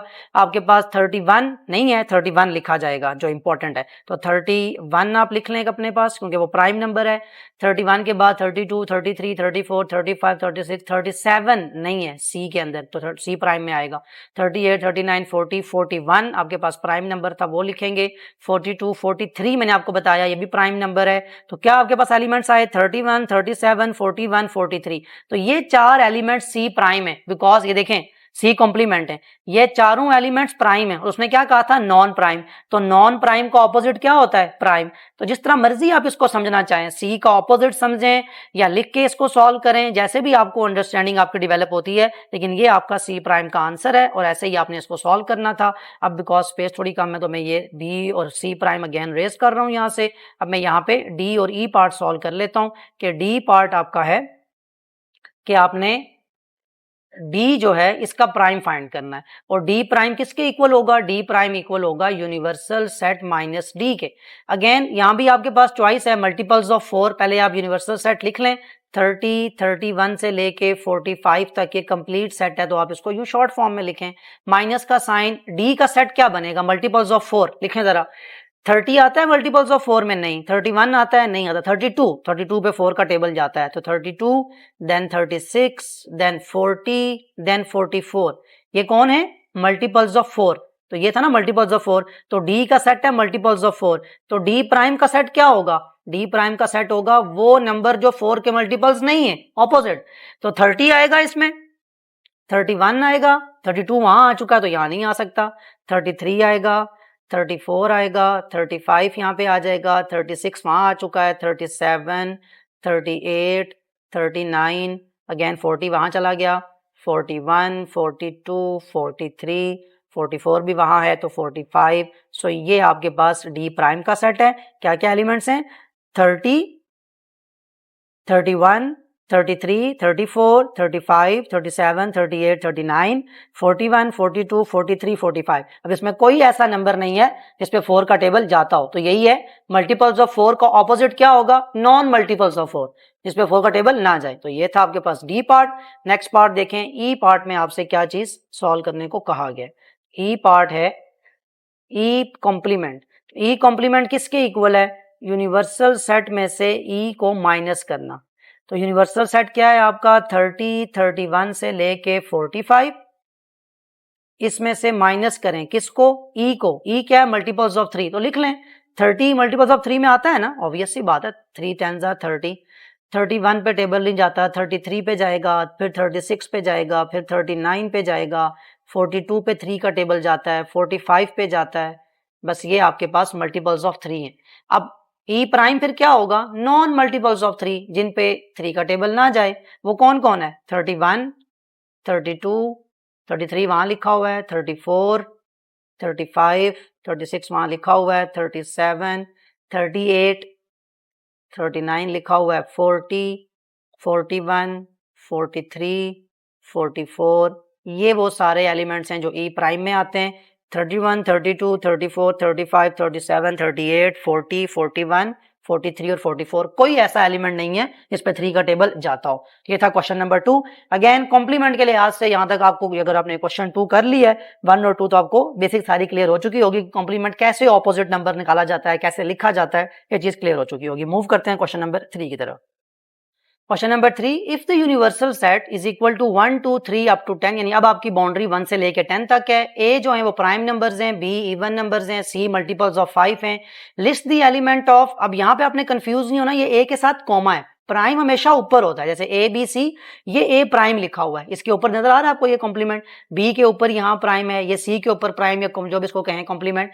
तो कॉम्प्लीमेंट हमेशा वेरिएबल के ऊपर, जैसे ये सी लिखा हुआ है तो इसके ऊपर यहाँ पे ये डैश होगी, जो यहाँ पे होता है इसको कॉमा होता है, तो ये आपने इसमें मिस्टेक नहीं करनी। अब मैं मूव करता हूँ सोल्यूशन की तरफ। ये बहुत आसान है, जस्ट आपको एलिमेंट्स लिखने हैं। Solution, first of all A part, A part है ए के एलिमेंट्स लिखें, तो ए के एलिमेंट्स क्या होंगे? ए क्या है? Prime number. 1 और 10 के दरमियान में प्राइम नंबर क्या होते हैं? 2 प्राइम है, 3, 5, 7, अगला प्राइम नंबर 11 है, 11 10 से आगे है, तो इट मींस हम बाउंड्री से बाहर तो नहीं जा सकते। सो ये आपका ए का सेट आ गया। अब क्योंकि आप इतना कर चुके हैं पहले बेसिक चीजें, इसलिए जरा मैं तेज तेज लिख रहा हूँ, बिकॉज कॉन्सेप्ट क्लियर है आपको। इवन नंबर्स, 1 और 10 के दरमियान में इवन नंबर क्या होते हैं? 2, 4, 6, 8, 10, बिल्कुल बेसिक बात। तो बी का सेट भी हमने लिख लिया। सी पार्ट, सी के सेट, सी के एलिमेंट्स क्या होंगे? जबकि सी क्या है? मल्टीपल्स ऑफ 5, तो मल्टीपल्स ऑफ 5 कितने हैं? एक 5 1 जार 5, 5 2 जार 10, 15 जो है वो अपनी हमारी बाउंड्री से बाहर निकल जाएगा। दैट मींस ये पार्ट भी खत्म हो गया। अब आते हैं डी पार्ट की तरफ। डी पार्ट है ए प्राइम। ए प्राइम क्या होता है? यूनिवर्सल सेट में से ए को माइनस करना।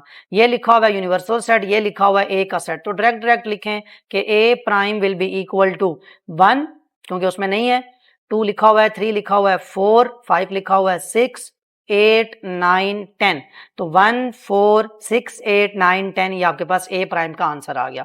नेक्स्ट आपके पास ई पार्ट है। ई पार्ट में कहा जा रहा है आपको बी प्राइम फाइंड करें। बी प्राइम किसके इक्वल होता है? यूनिवर्सल सेट में से बी को माइनस करना, यानी कॉम्प्लीमेंट लेना आपको सिखाया जा रहा है बेसिकली।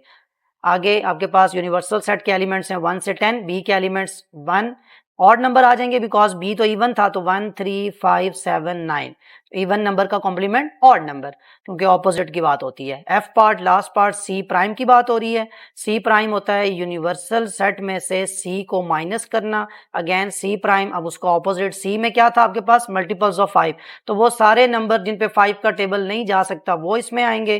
6, 7, 8, 9 और 10 नहीं आएगा। बड़ा सिंपल है ये आपके पास। क्वेश्चन नंबर 3 जो है कंप्लीट सॉल्व हो चुका है। मूव करते हैं क्वेश्चन नंबर 4 की तरफ। Question number 4, the Venn diagram shows the elements in universal set and A. अब वेन डायग्राम का कॉन्सेप्ट आपका आ चुका कि आपको उसने एक वेन डायग्राम बना के दिखाई है। इसमें आपको खुद ही पता है कि रेक्टेंगल किसको रिप्रेजेंट करता है, यूनिवर्सल सेट को।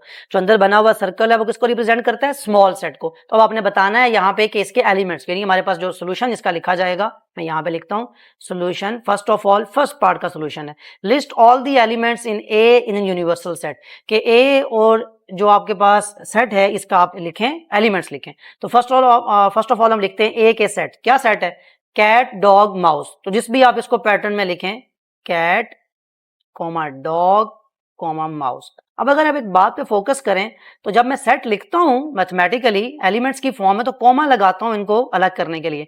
वेन डायग्राम में कॉमा नहीं लगाना होता। वेन डायग्राम में आपको डिफरेंट बस यूं मतलब डिस्टेंस के साथ इनको लिख देना होता है, तो ये समझ आ जाती है कि डिफरेंट नाम है, इनके साथ नहीं लिखा हुआ। वहां कॉमा यूज कभी भी नहीं करना आपने। तो ये ए का सेट आ गया। सिमिलरली यूनिवर्सल का जो सेट होगा ये क्या होगा, ये भी बड़ा इंपॉर्टेंट है। अब यहाँ पे क्या कुछ आएगा, यूनिवर्सल सेट क्या है, पूरी रेक्टेंगल। अब इस रेक्टेंगल के अंदर आपका सर्कल है और सर्कल के अलावा आपके पास दो और एनिमल्स भी हैं, तो इन सब के नाम लिखे जाएंगे। मतलब पहले आप यही लिख लें, कैट डॉग माउस, बिकॉज ये सेट ए था। इसके अलावा दो चीजें भी हैं जो ए में नहीं है लेकिन यूनिवर्सल सेट के अंदर हैं, that is lion and tiger, that is your complete universal set. So ये आपका फर्स्ट पार्ट सॉल्व हो गया। सेकंड पार्ट कहता है ए का कॉम्प्लीमेंट, इसे देख के बताएं, लिस्ट ऑल दी एलिमेंट्स। तो ए कॉम्प्लीमेंट किसके इक्वल होगा, ए कॉम्प्लीमेंट इक्वल होगा यूनिवर्सल सेट में से ए को माइनस करना। अब यहां कुछ सोचे समझने की जरूरत ही नहीं है, आपको नजर आ रहा है ये ए का सेट है। ए के बाहर क्या लिखा हुआ है, जो दो चीजें ए में नहीं है, जो यूनिवर्सल में तो हैं लेकिन ए में नहीं है, वो क्या होगा, ए का कॉम्प्लीमेंट, ए का ऑपोजिट। तो वो आप दो एलिमेंट्स लिख लें तो यूनिवर्सल सेट से चीजों को अंडरस्टैंड करना मजीद आसान हो जाता है। सो ये है क्वेश्चन नंबर 4 का आंसर। अगेन वही बात, कॉन्सेप्ट क्लियर तो क्वेश्चन बहुत इजी, बिकॉज क्वेश्चन हमारे पास एप्लीकेशंस होती हैं, असल चीज कॉन्सेप्ट का समझना होता है। मूव करते हैं क्वेश्चन नंबर 5 की तरफ। Question number 5, it is given that universal set is equal to 1 2 3 4 5 6 7 8 9, यानी ये हमारी बाउंड्री है दूसरे सेट की। Set A is equal to 1 2, एक स्मॉल सा सेट है आपके पास, and set B is equal to 1 2 3 4। अब इसमें आप देखें 1 2 पूरे का पूरा बी के अंदर शामिल है, यानी जो ए के एलिमेंट्स हैं वो बी के अंदर लिखे हुए हैं already. Draw Venn diagram to illustrate the given information. अब इस सारी इन्फॉर्मेशन को एक साथ एक ही वेन डायग्राम में आपने रिप्रेजेंट करना है। तो फर्स्ट ऑफ ऑल सोल्यूशन में आ जाए। सोल्यूशन में आपको वेन डायग्राम बनानी है। पहले आपको एक्सप्लेन मैं कर चुका हूं कि जो आपका यूनिवर्सल सेट है ये किस में लिखा जाता है, हमेशा रेक्टेंगल की फॉर्म में। तो यहाँ एक रेक्टेंगल ड्रॉ कर लें, ठीक है। जितना भी आप उसकी लेंथ और विड्थ रखनी है ये आपकी अपनी चॉइस पे होता है। नेक्स्ट यहाँ पे आप इसके साथ मेंशन कर लें कि ये इसके बाहर यहाँ मेंशन किया जाता है, अंदर भी कर सकते हैं लेकिन ज्यादातर जो बुक्स यूज करती हैं वो ये कि उस सेट के साथ जो आपने फिगर बनाई है उसके साथ ही लिख दें। सो रेक्टेंगल किसकी है, यूनिवर्सल सेट की। अब इस यूनिवर्सल सेट के अंदर आपने सर्कल्स ड्रॉ करने ए और बी के लिए, बड़ा सोच समझ के। ये आपके पास क्वेश्चन ऐसे आएंगे। अब आप देखें ए और बी क्या दो अलग जो है वो सर्कल्स बनेंगे, क्या ए और बी में कुछ कॉमन नहीं है? अगर कुछ कॉमन ना हो फिर तो हम दो डिफरेंट सर्कल्स बनाएं दूर दूर कि उनमें कोई भी चीज कॉमन नहीं है, तो फिर तो बड़ा सिंपल है। अगर उनमें कुछ कॉमन होता है तो मैंने क्या बताया था, ओवरलैपिंग। लेकिन यहां तो मजीद एक स्टेप आगे है कि ए पूरे का पूरा बी के अंदर कंटेन करता है। तो अब क्या करेंगे, देखें ये आप नई चीज सीखेंगे कि पहले आप बी का सेट बनाएं जो कि एक बिगर सर्कल हो, ठीक है, ये आपने बना दिया यहाँ पे। इसी के अंदर आप एक अगेन स्मॉल सर्कल बनाएं और स्मॉल सर्कल ऐसा हो जो इस बी के अंदर कंटेन करे। लाजमी नहीं है कि आपने उसको मिड में रखना है, आप इसको कहीं साइड पे भी ऐसे भी रख सकते हैं जहां मर्जी इसको आप प्लेस करें। तो समझाने के लिए बताया इसलिए रहा हूं कि आप ये नहीं कि प्रॉपर इसको सेंटर में ही प्लेस करना है या कोई उसकी अलाइनमेंट कोई ऐसा उसमें डिफिकल्टी नहीं है। आप जहां भी इसको प्लेस करना चाहें आप प्लेस कर सकते हैं। असल जो इन्फॉर्मेशन आपने शो करनी है वो ये कि ये जो बिगर सर्कल है ये सेट बी का है, ये जो स्मॉलर सर्कल है ये सेट ए का है, इसलिए मैंने कलर डिफरेंट यूज किया। तो आप सेट को डिनोट करेंगे तो आप ब्लू या ब्लैक मार्कर यूज करें। जब अपने एलिमेंट्स लिखने हैं, जैसे मैं ब्लू कलर यूज करूंगा एलिमेंट्स लिखने के लिए, तो वहां पे आपने भी कलर को चेंज करना है। वहां अगर मार्कर यूज किया ब्लैक कलर का या पॉइंटर यूज किया ब्लैक कलर का, तो लाइंस तो ये जो आपने ड्रॉ करनी है फिगर, ये तो आप पेंसिल से करते हैं, आपको पता है कि फिगर तो हम पेंसिल यूज करते हैं, लेकिन लिखते हुए आपको कलर डिफरेंट यूज करना है। ये ना हो कि ए का मतलब यहाँ तो चले 1 2 3 है, आपके अगर अल्फाबेट्स लिखे हो तो वो मिक्स हो जाए कि ए जो है वो सेट के अंदर है या सर्कल को डिनोट कर रहा है। अब बताएं ए के एलिमेंट्स क्या थे, 1 और 2। अब बी के एलिमेंट्स क्या थे 1 2 3 4, लेकिन क्योंकि ए मैंने लिखा ही बी के अंदर है तो अब बी में कौन आएगा, बी में जस्ट 3 और 4 लिखा जाएगा, बिकॉज ये 1 2 जो ए में लिखे हुए हैं ये ऑटोमेटिकली किसके अंदर लिखे हुए हैं, बी के अंदर। अब यूनिवर्सल सेट में क्या था 1 से लेके 9 तक, लेकिन क्या हम रिपीट करेंगे 1 2 3 4 जो ए और बी में लिखे हैं ये बेसिकली किसके अंदर लिखे हुए हैं, रेक्टेंगल, बिकॉज ये पूरी फिगर एक ही बॉक्स है। समझे, एक बड़ा बॉक्स बना हुआ है रेक्टेंगल, उसके अंदर 2 सर्कल्स पड़े हुए हैं, तो जो चीजें ऑलरेडी पड़ी हुई हैं वो तो हम रिपीट नहीं कर सकते। दैट मीन्स 1 2 3 4 के बाद क्या बच जाता है 5, यहां लिख लें 6 लिख लें 7 8 9, जैसे भी आप इनका पैटर्न रखना चाहें। ये वो एलिमेंट्स हैं जो ए और बी में नहीं थे लेकिन इसमें एग्जिस्ट करते थे आपके बॉक्स के अंदर, तो ये आपने लिख दिए। सो ये प्रॉपर आपकी इलस्ट्रेशन है जिसमें आपने जाहिर कर दिया, दिखा दिया इंफॉर्मेशन सारी को। इलस्ट्रेट कहते हैं जाहिर करना, बना के दिखाना जितनी भी इंफॉर्मेशन आपको गिवन थी। तो ये तो क्वेश्चन नंबर 5। मूव करते हैं क्वेश्चन नंबर 6 की तरफ।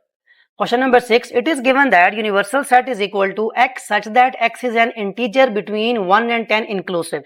अब यहाँ अगेन मैं वही बात करूंगा कि आपको जो कॉन्सेप्ट की वीडियो है जो शुरू में मैंने बताया और जिसको मैंने यहाँ पे लिंक पेश किया, क्लास 6 की जो सेट की वीडियो है, वहां पे आपने ये सब सीखा था कि कैसे आप इसको सेट नोटेशन में लिखते हैं और कैसे इसको रीड करते हैं। मैं दोबारा यहाँ पे एक्सप्लेन भी करूँ, लेकिन बेसिक अगर आपने क्लियर करनी हो, डिफिकल्टी आ रही हो, तो आप वहां से जाकर दोबारा देख सकते हैं। इसको हम रीड करते हैं। एक्स सच दैट एक्स मतलब क्या है कि यूनिवर्सल सेट एक ऐसा सेट है जिसमें जो एलिमेंट्स होंगे इज एन इंटीजर, वो इंटीजर्स होंगे वो जो एलिमेंट्स होंगे, और कहां से कहां तक होंगे 1 और 10, और साथ में जो इंक्लूसिव का वर्ड है उसका मतलब होता है कि ये इंक्लूड है, यानी जो हमने 2 वर्ड कहे 1 और 10 के, वैसे अगर ये इंक्लूसिव ना लिखा होता बिटवीन 1 एंड 10 तो फिर हम लिखते 2 से लेके 9 तक, लेकिन इंक्लूसिव का वर्ड यूज हो गया, दैट मींस 1 और 10 भी इसमें अब क्या हो गए शामिल। तो ये बहुत इंपॉर्टेंट बात है।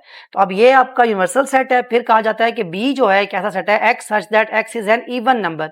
एक्स जो है एक्स एक ऐसा सेट है जिसमें सिर्फ इवन नंबर आते हैं। अब ये इवन नंबर कहां से आएंगे, इसी यूनिवर्सल सेट की बाउंड्री के अंदर से ही हमने लेने, बाहर नहीं जा सकते। तो अब इसमें अगली बात जो आपके 4 डिफरेंट पार्ट्स हैं, 1 बाय 1 पहले आपको एलिमेंट्स लिखने हैं, फिर वेन डायग्राम रिप्रेजेंट करनी है, फिर वेन डायग्राम से ही आपको बी प्राइम के एलिमेंट्स को लिखना है सेट नोटेशन में, और फिर उसको वर्ड्स में भी डिस्क्राइब करना है। तो 3-4 डिफरेंट इसके जो है वो पार्ट्स हैं, जरा देख लें इसको डिटेल के अंदर। Solution part 1, first of all तो आपने इसके एलिमेंट्स लिखने हैं। एलिमेंट्स का मतलब है कि आप यूनिवर्सल सेट में बताएं क्या कोई एलिमेंट्स आ सकते हैं, मैं पहले बता चुका हूं 1 बिटवीन 1 एंड 10, और इंक्लूसिव का मतलब इनको भी इंक्लूड करें तो 1 को इंक्लूड करें। अब 1 और 10 के बिटवीन क्या कुछ आता है 2 3 4 5 6 7 8 9, और अगेन इंक्लूसिव का वर्ड था इसलिए 10 भी इसमें इंक्लूड है। तो ये एलिमेंट आपका सेट बन गया universal set.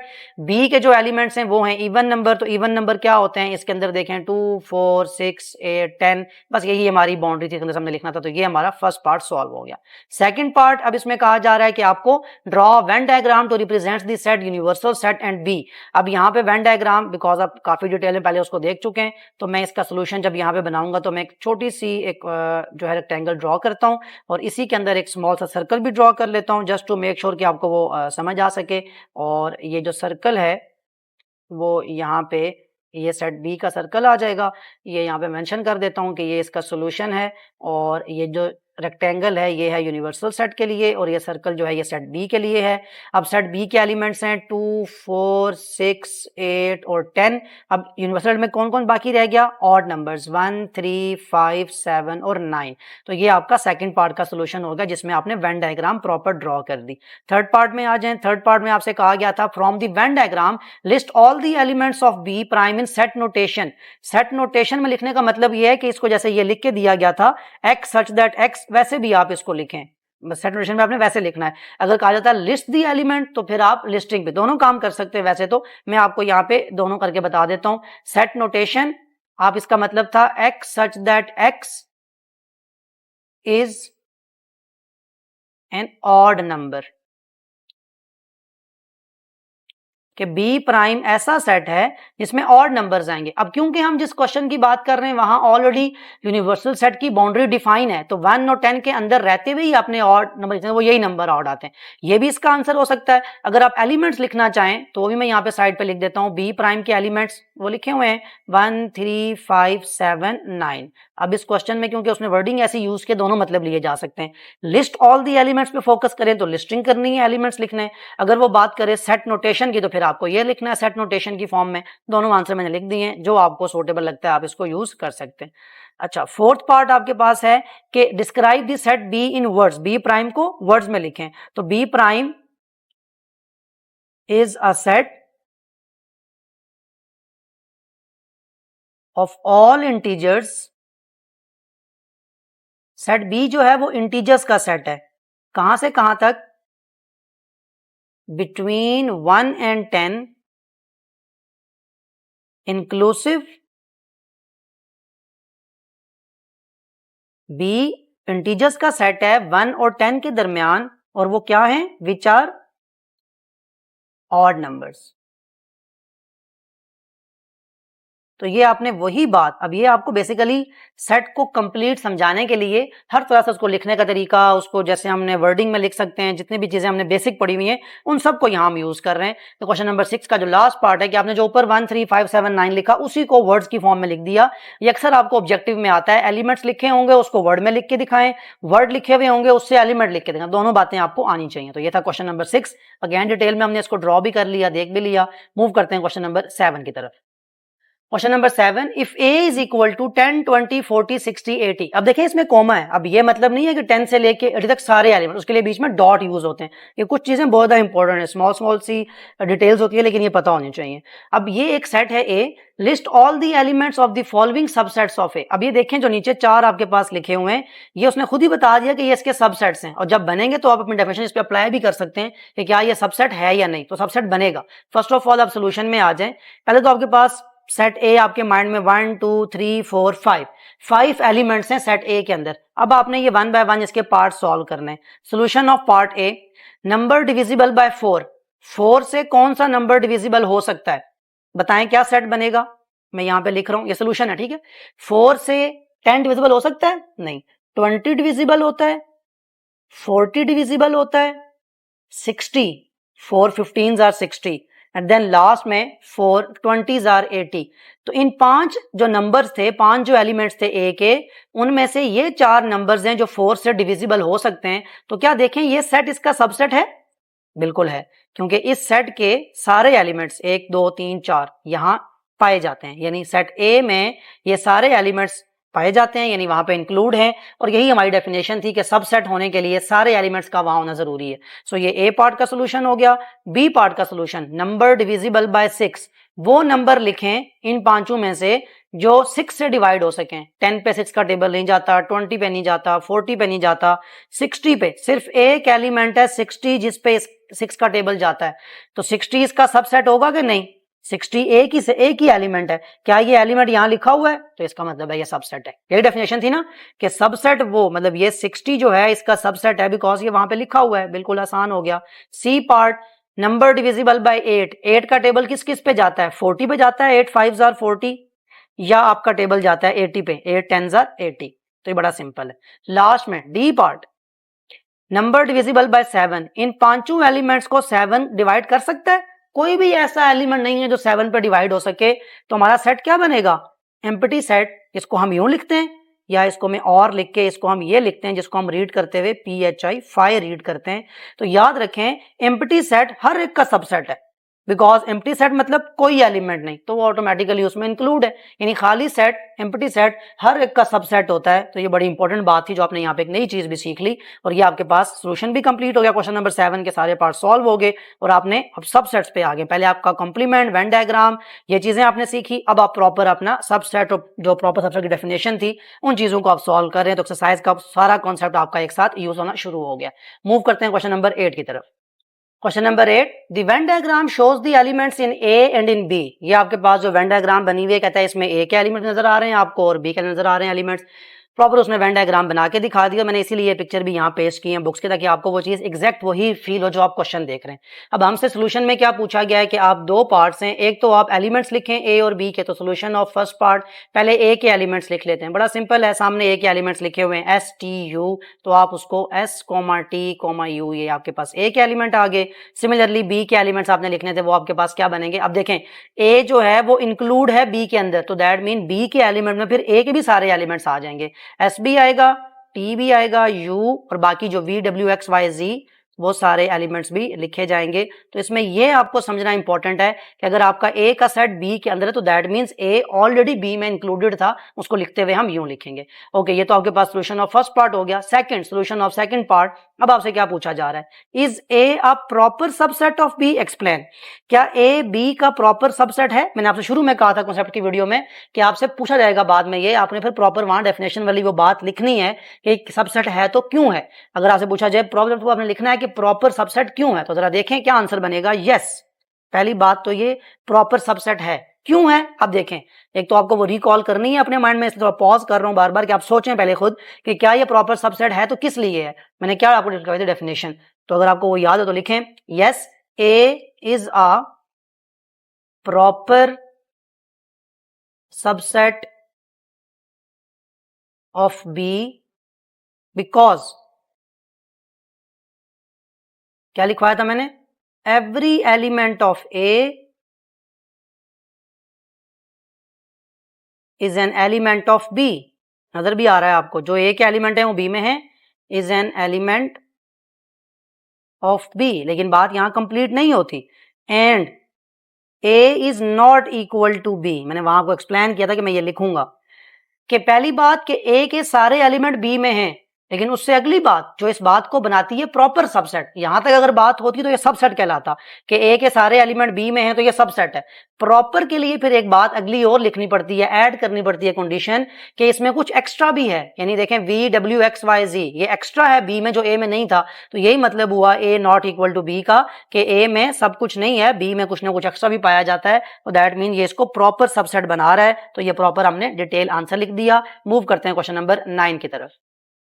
Question number 9, it is given that a is equal to -2 -1 0 1 2 3। अब ये a का सेट है जिसमें -2 से लेके 3 तक आपके एलिमेंट्स हैं, प्रॉपर बीच में कोमा लगा हुआ है, बता दिए गए एलिमेंट्स।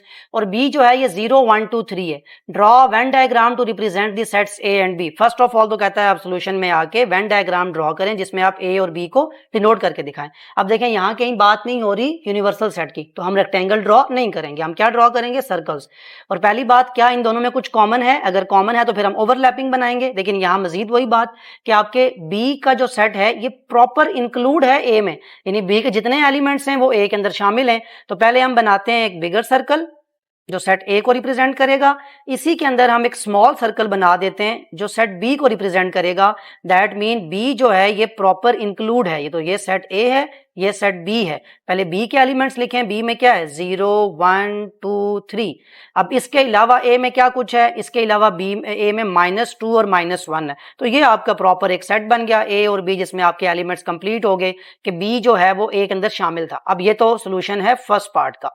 सेकंड पार्ट का क्या सोल्यूशन है वो देखें क्या पूछा गया, is B a proper subset of A। क्या B A का प्रॉपर सबसेट है? एक्सप्लेन। अभी मैंने आपको प्रॉपर वहां पीछे बताया, सोचें क्या B A का प्रॉपर सबसेट होगा? बिल्कुल होगा। कैसे कि यस, इसको मैं अब मैथमेटिकली लिख रहा हूं, वहां मैंने इंग्लिश में लिखा था, अब यहां देखें मैं क्या लिख रहा हूं, B is a proper subset of A। Proper English लिखने के बजाय एक मैथमेटिकल सिंबल ने पूरी बात कंप्लीट कर दी। Yes, B is a proper subset of A। अब आगे लिखेंगे because every element of B is an element of A। And last मैंने क्या कहा था, प्रॉपर के लिए आपको फिर एक शर्त ऐड करनी होती है, एक कंडीशन ऐड करनी है कि B जो है वो A का सबसेट है, लेकिन A B के इक्वल नहीं है, ये दोनों आपस में इक्वल नहीं है। B equal not equal to A भी लिख सकते हैं, लाजमी नहीं है A पहले लिखें B एक बाद में लिखें। मतलब क्या है कि B A का प्रॉपर सबसेट है क्योंकि B के सारे एलिमेंट A में हैं, लेकिन A में कुछ ना कुछ एक्स्ट्रा बच भी रहा है, तो दैट मीन जैसे क्या बना रहा है, proper subset according to definition. Move करते हैं क्वेश्चन नंबर 10 की तरफ। Question number 10, it is given that universal set is equal to x such that x is an integer between 0 and 10। अब यहां देखें क्या वर्ड यूज नहीं हुआ, इंक्लूसिव। दैट मीन हमें 0 और 10 के दरमियान के सिर्फ एलिमेंट्स लिखने, 0 और 10 को शामिल नहीं करना। ये आपका यूनिवर्सल सेट है। फिर आपसे कहा जा रहा है C जो है वो x such that x is not a prime number। ये आपने C का सेट जो है बताया गया आपको। अब आपसे दो आगे पार्ट्स पूछे गए, उनको आपने सिंप्लीफाई करके लिखना है। सोल्यूशन में मूव करते हैं। First of all first part क्या करना है, list all the elements of universal C and C prime, सब कुछ लिखना है। तो फर्स्ट ऑफ ऑल आप लिख लें यूनिवर्सल सेट के एलिमेंट्स। तो क्या बनेगा, 0 और 10 के बीच में क्या आते हैं, कौन से इंटीजर्स हैं, 1 2 3 4 5 6 7 8 9, 10 इसमें नहीं आएगा बिकॉज इंक्लूसिव नहीं था। फिर सी का सेट क्या होगा, x such that x is not a prime number। इनमें से प्राइम नंबर कौन कौन नहीं है, 1 प्राइम नहीं है, 4 प्राइम नहीं है, 6 प्राइम नहीं है, 8 प्राइम नहीं है और 9 प्राइम नहीं है। ये अब किसका सेट बन गया, C का, 1 4 6 8 9। और C कॉम्प्लीमेंट क्या होगा, C कॉम्प्लीमेंट वो एलिमेंट्स जो C के अंदर नहीं है लेकिन यहां पे हैं, कौन कौन, 2 3 5 7। मतलब अगर C जो था वो नॉट प्राइम था तो C कॉम्प्लीमेंट क्या हो जाएगा, प्राइम। तो देख लें 2 3 5 7 प्राइम नंबर आते हैं। तो ये फर्स्ट पार्ट पूरा सॉल्व कर लिया आपने। सेकंड पार्ट में क्या पूछा गया था, सेकंड पार्ट में पूछा गया था describe the set C prime in words. C prime को वर्ड्स में लिख के बताएं। तो C prime is a set of all integer, जैसे मैंने पहले भी लिखवाया था आपको, between 0 and 10 which are prime numbers। वहां पे क्या था, इंक्लूसिव का वर्ड यूज हुआ था और ऑड नंबर थे, और यहाँ पे विच आर प्राइम नंबर्स। कि सी प्राइम एक ऐसा सेट है जो 0 और 10 के दरमियान में लाई करता है, और वो कौन से नंबर्स हैं, प्राइम नंबर। तो देख लें 2 3 5 7 प्राइम है और 0 10 के दरमियान में लाई करते हैं। तो वही बात जो हमने वर्ड्स में लिखी वही ऊपर हम सेट में ऑलरेडी पहले लिख चुके थे। तो ये था क्वेश्चन नंबर 10। मूव करते हैं क्वेश्चन नंबर 11 की तरफ। Question number 11, it is given that universal set, आगे उसने सिंबल डाला है, फिर लिखा भी है, is the universal set containing the first 10 letters of the English alphabet. कहता है मैं बता रहा हूं आपको, it is given that universal set जो है वो ऐसा सेट है जिसमें इंग्लिश अल्फाबेट के फर्स्ट 10 लेटर्स जो हैं वो आते हैं। And D is the set of consonants. अब कॉन्सोनेंट्स हमने पूरी एबीसी के नहीं लिखने, बल्कि जो हमने यूनिवर्सल सेट बनाया होगा, जो हमारी बाउंड्री है, उसी के अंदर रहते हुए कॉन्सोनेंट्स लिखने। तो फर्स्ट ऑफ ऑल सोल्यूशन में आ जाएं। अगेन ये भी क्वेश्चन 10 की तरह, पहले तो आपको कहा जा रहा है कि आप एलिमेंट्स लिखें, किस किस के, फर्स्ट ऑफ ऑल एलिमेंट्स लिख लें यूनिवर्सल सेट के। तो यूनिवर्सल सेट क्या था, first 10 alphabets of English alphabet लिखने हैं आपने, फर्स्ट 10 लेटर्स लिखने हैं उसके। तो क्या बनते हैं वो, A B C D E F G H I and J, ये आपके पास फर्स्ट 10 है, 1 2 3 4 5 6 7 8 9 10। तो यही आपको बताया गया था। डी जो है वो ऐसा सेट है, इसमें अब कॉन्सोनेंट्स कौन है, ए तो वॉवल है, कॉन्सोनेंट क्या होता है जो वॉवल ना हो। तो ए वॉवल है तो बी कॉन्सोनेंट हो गया, सी हो गया, डी हो गया, ई वॉवल है, एफ कॉन्सोनेंट है, जी है, एच है, आई वॉवल है, तो दैट मीन्स जे यहाँ पे आ जाएगा। तो ये आपके पास कॉन्सोनेंट्स हो गए, B C D F H J. और डी प्राइम क्या होगा, ऑब्वियसली वॉवल्स। और कौन से वॉवल्स, सारे नहीं, जो हमारी बाउंड्री के अंदर रहते हुए आते हैं। तो ए आता है और ई आता है और आई आता है, 3 हमारे पास वॉवल्स आते हैं जो डी प्राइम में लिखे जा चुके। अब अगेन वही जैसे क्वेश्चन नंबर 10 में हमने किया, इससे पहले भी किया, सोल्यूशन ऑफ सेकंड पार्ट। इसमें क्या कह रहा है, डी प्राइम को वर्ड्स में लिख के बताएं। तो D prime is a set of, proper लिखें, इज अ सेट ऑफ, क्या लिखा है हमने, first 10 letters of English alphabets which are vowels। जैसे पहले प्राइम नंबर था, उससे पहले ऑड थे, अब यहां पे क्या है, डी प्राइम, वॉवल्स हैं, तो विच आर वॉवल्स। ये आपके पास आपने वर्ड की फॉर्म में सेट को डिफाइन कर दिया। मूव करते हैं क्वेश्चन नंबर 12 की तरफ। Question number 12, it is given that e is equal to x such that x is an integer such that x is greater than 0 and less than equal to 20। ये बहुत ज़्यादा important है, यहाँ बात को समझना। क्या लिखा हुआ है कि e एक ऐसा सेट है जो इंटीजर्स का सेट है। x such that x is an integer का मतलब e जो सेट है वो इंटीजर्स का है, लेकिन उसकी बाउंड्री क्या है, कहाँ से कहाँ तक, कि 0 से वो ग्रेटर है। अब यहाँ नीचे लाइन नहीं लगी हुई, यहाँ अगर लाइन लगी होती तो हम इसको पढ़ते x इज ग्रेटर देन और इक्वल टू 0, फिर इक्वल भी हम साथ ऐड करते, लेकिन क्योंकि ये नहीं है, इसको मैं रेस कर देता हूँ फर्स्ट ऑफ ऑल। और यहाँ पे यानी 0 से बिगर होगा, अब 0 शामिल नहीं है, 1 से आगे हम शुरू करेंगे। And less than equal to 20, अब लेस देन होता तो हम 19 तक जाते, नीचे लाइन लगी हुई है, ये इक्वल को शो करती है, तो 20 भी शामिल करना पड़ेगा, ये ई का सेट है। फिर एफ जो है वो पॉजिटिव मल्टीपल्स ऑफ 4 है, दैट इज लेस देन 20।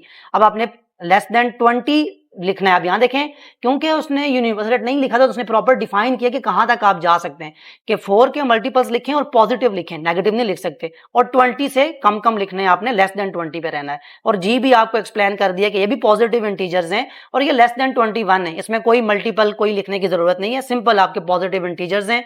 अब पॉजिटिव इंटीजर्स कहां से शुरू होते हैं मैं एक्सप्लेन करता हूं। फर्स्ट ऑफ ऑल देखें आपका जो सोल्यूशन आएगा, क्योंकि आपने फर्स्ट पार्ट में इनके एलिमेंट्स लिखने हैं तो मैं लिख रहा हूं एलिमेंट्स। पहला आपका सेट था ई का सेट। अब इसमें क्या कुछ आएगा, इंटीजर्स 0 से ग्रेटर, ग्रेटर का मतलब आप 1 से स्टार्ट करेंगे, तो 1 2 3 अप टू डॉट लगा के लास्ट आपका सेट क्या है 20, इसमें इंक्लूड करना है, तो लेट अप टू 20 में इस तरह लिख रहा हूं। आप चाहें तो इसको डॉटेड फॉर्म में लिख लें, चाहे आप 4 5 6 पूरी काउंटिंग लिखें, मतलब दोनों का सेम ही है, स्टार्टिंग और एंडिंग हमने बता दी है। एफ जो आपका सेट है, अब ये मल्टीपल्स ऑफ 4 हैं, तो पहला 4 8 12 16, क्या 20 आएगा, लेस देन 20, तो 20 उसमें नहीं आ सकता। अगर वो कहता less than and equal to 20, फिर हम उसमें 20 शामिल करते। और लास्ट आपका सेट है जी। जी में क्या था, पॉजिटिव इंटीजर लेस देन 21। अब पॉजिटिव इंटीजर याद रखें स्टार्ट कहां से होते हैं, हमेशा पॉजिटिव इंटीजर का मतलब है उसमें जीरो नहीं आता, क्योंकि zero is neither positive nor negative. अक्सर स्टूडेंट मिस्टेक ये करते हैं कि इंटीजर क्योंकि शुरू होता है सेट जीरो से, उसमें +-1 +-2, भाई तो आपको पता होना चाहिए, यहाँ पे एक्सप्लेन कर दूं।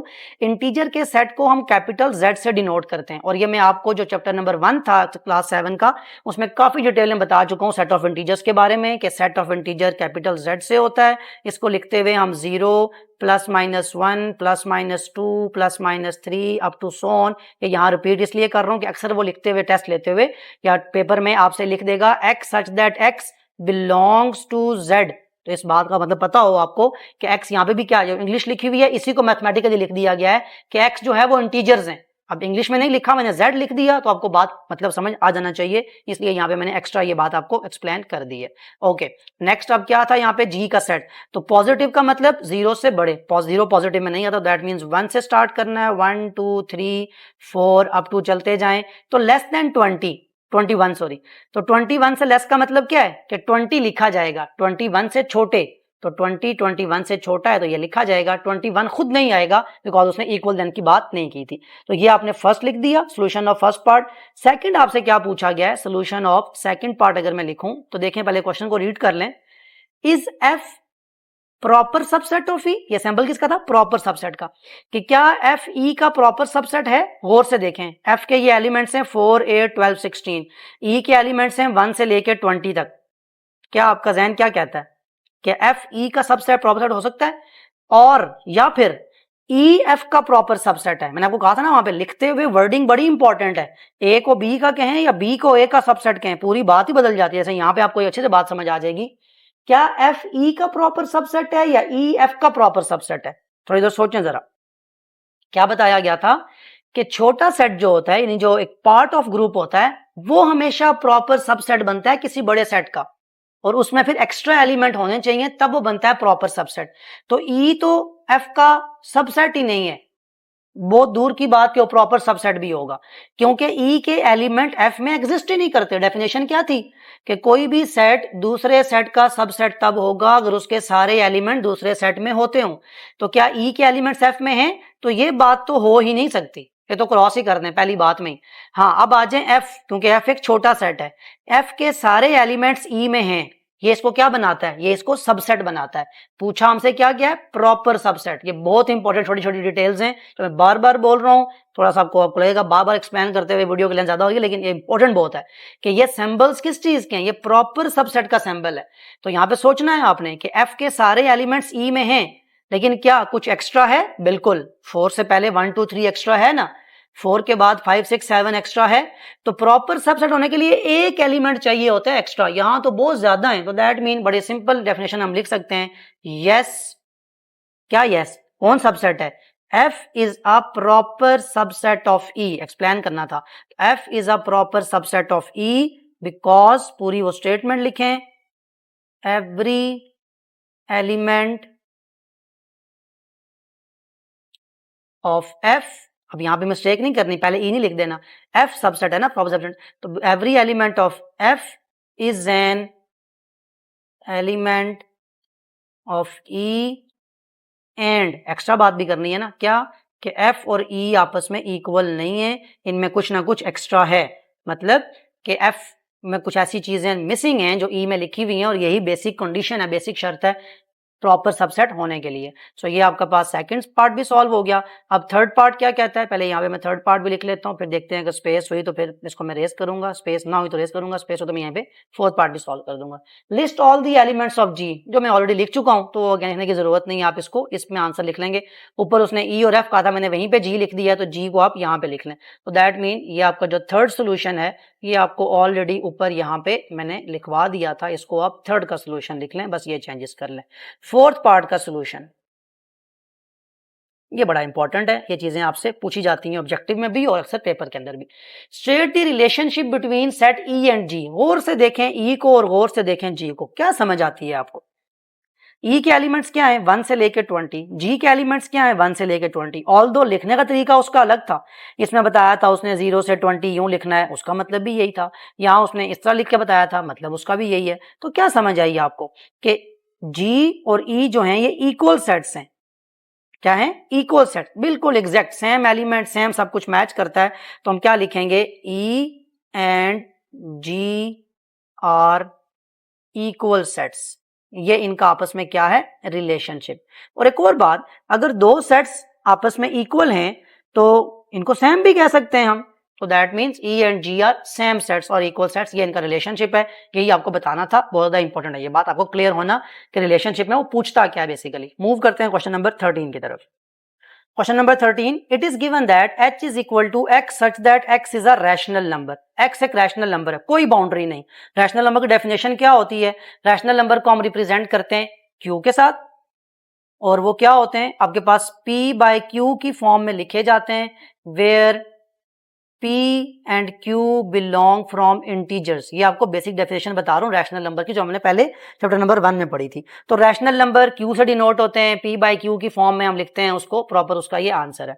अच्छा, अब इसको आप I is equal to X such that X is an integer. Integer तो वो सारे एलिमेंट्स जो आपके पास 0 प्लस माइनस 1 प्लस माइनस 2 सारे एलिमेंट्स लिखे जाएंगे इसमें। तो ये भी अपने पास एक रफ वे नोट कर लें। अभी मैं सोल्यूशन में इस तरफ आऊंगा कि आपको सिर्फ समझाना मकसद है, चाहे तो आप इसको लिख सकते हैं। ओके, अब अगर आप देखें क्या H जो है वो I का सबसेट है या I जो है वो H का सबसेट है, बहुत ज्यादा इंपॉर्टेंट बात है ये।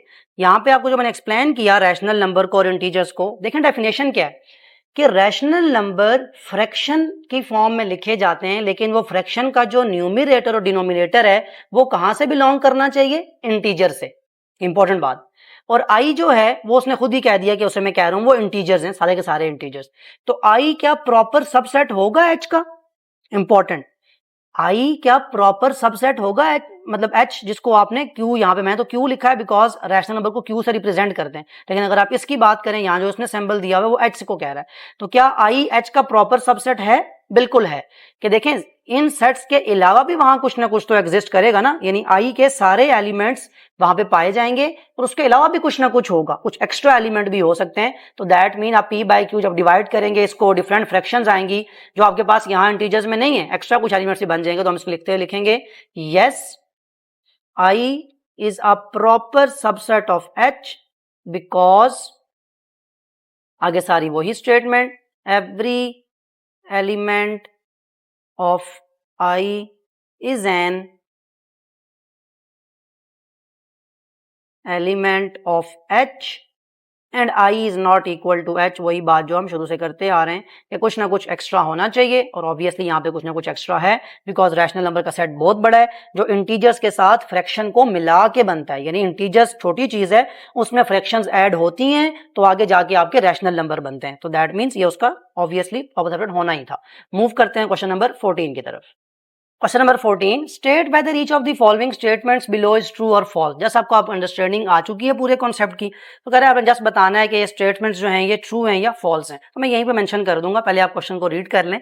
If universal set is equal to A B C D E and A is equal to A B C then A prime is equal to D E. बड़ा सिंपल सी बात है, ए प्राइम का मतलब वो एलिमेंट्स जो ए में नहीं है लेकिन यहाँ पे हैं, तो डी और ई वो एलिमेंट्स हैं जो यूनिवर्सल में अंदर हैं लेकिन ए में नहीं है। तो that mean this is true. मैं इसके आगे कैपिटल टी लिख रहा हूँ, ये ट्रू है।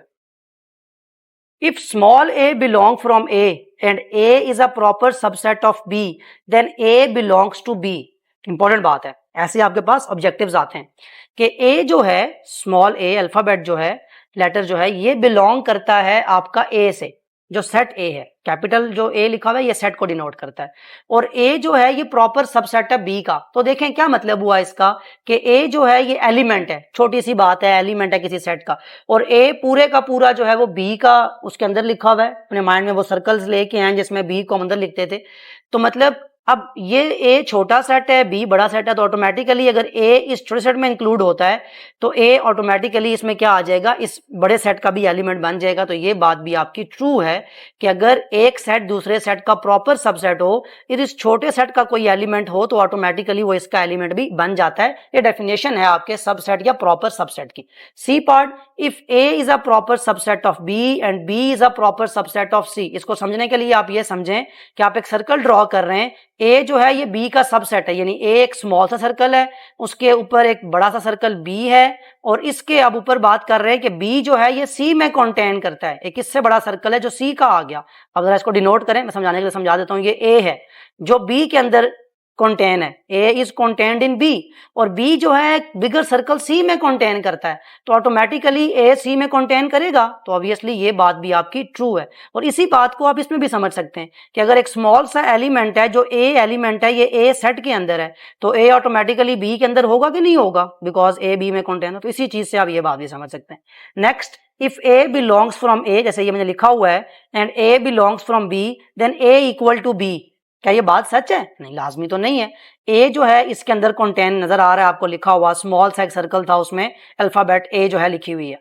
अच्छा, कहता है ये A B में भी होगा, ऑब्वियस सी बात है, अगर A इसके अंदर कंटेन करता है तो A B में लिखा जाएगा। क्या A और B इस तरह इक्वल हो गए? नहीं, हो सकता है B में कुछ एक्स्ट्रा एलिमेंट्स भी हों, B और C आ सकते हैं ना। तो दैट मीन ये बात ट्रू नहीं है। इक्वल होने के लिए उसको सेम सेट होना जरूरी है, जो कि ऐसा नजर हमें नहीं आ रहा, कोई उसने हमें इसकी हिंट नहीं दी। नेक्स्ट है, if phi is equal to A prime, अगर फाई जो है ये A कॉम्प्लीमेंट के इक्वल है, तो A जो होगा वो पूरे का पूरा यूनिवर्सल सेट के इक्वल होगा। ये बहुत इंपॉर्टेंट बात है, इसको भी मैं समझा देता हूं आपको कि कैसे इसको आपने लिखना है। क्या मतलब है इस बात का कि A कोई सेट था 1 2 3, और यूनिवर्सल सेट भी आपका था 1 2 3, सेम था ना। तभी तो आपके पास जब आपने A प्राइम लिया, तो A प्राइम क्या होता है, यूनिवर्सल में से A को माइनस करना। तो 1 कंटेन है, 2 भी है, 3 भी है, तो आंसर क्या आएगा, खाली सेट, एम्प्टी सेट। ये तो उसने कहा कि अगर A प्राइम एम्प्टी सेट आ जाए, जिसको हम फाई की फॉर्म में लिखते हैं, तो इसका मतलब है यूनिवर्सल और A जो हैं ये इक्वल सेट। तो बिल्कुल ठीक कह रहा है कि आपके किसी भी सेट का प्राइम एम्प्टी सेट तब भी आ सकता है अगर वो सेट और यूनिवर्सल सेट आपस में इक्वल हो। इसी बात का ये मतलब है कि जब इनको माइनस करेंगे तो ऑटोमेटिकली कुछ भी नहीं बचेगा, बिकॉज ये इक्वल थे, सब ने एक दूसरे को कैंसिल कर दिया। इस 1 ने इसको कैंसिल किया, 2 ने 2 को, 3 ने 3 को। अगर यहाँ पे कुछ एक्स्ट्रा 4 होता तो ऑटोमेटिकली A प्राइम में क्या आ जाता, 4, फिर वो एम्प्टी ना रहता। तो याद रखें, अगर किसी सेट का कॉम्प्लीमेंट एम्प्टी सेट आए तो दैट मीन वो सेट और कॉम्प्लीमेंट जो यूनिवर्सल सेट थे ये दोनों आपस में सेम थे। यहाँ क्वेश्चन नंबर 14 आपका कंप्लीट हो रहा है। मूव करते हैं क्वेश्चन नंबर 15 की तरफ। Question number 15, list all the subsets of the following set. 4 parts हैं आपके पास, यहां आपने सबसेट लिखना है। अब सबसेट में एक इंपॉर्टेंट बात याद रखें, सबसेट किसी भी सेट का आपने फाइंड करना हो तो इसके लिए एक फॉर्मूला है। फॉर्मूला ये है कि आप किसी भी सेट का सबसेट फाइंड करने से पहले ये देख लें कि उसमें कितने एलिमेंट्स आएंगे। उस फॉर्मूले को हम कहते हैं 2 की power n, where n denotes number of elements. अब आपने P एक सेट है, इसके सबसेट लिखने हैं, तो P में कितने एलिमेंट्स हैं, 1 और 2। इसको जरा अप्लाई करें ना, 2 की पावर n, n की जगह एलिमेंट्स 2 की पावर 2। 2 की पावर 2 का मतलब क्या है, 2 का स्क्वायर। कैलकुलेटर पे फाइंड करें, या आप 2 का स्क्वायर 2 को 2 से मल्टीप्लाई करें, यानी 2 दफा मल्टीप्लाई। याद है ना मतलब क्या होता है स्क्वायर का, किसी भी चीज का स्क्वायर उसको 2 बार मल्टीप्लाई करने से आता है 4।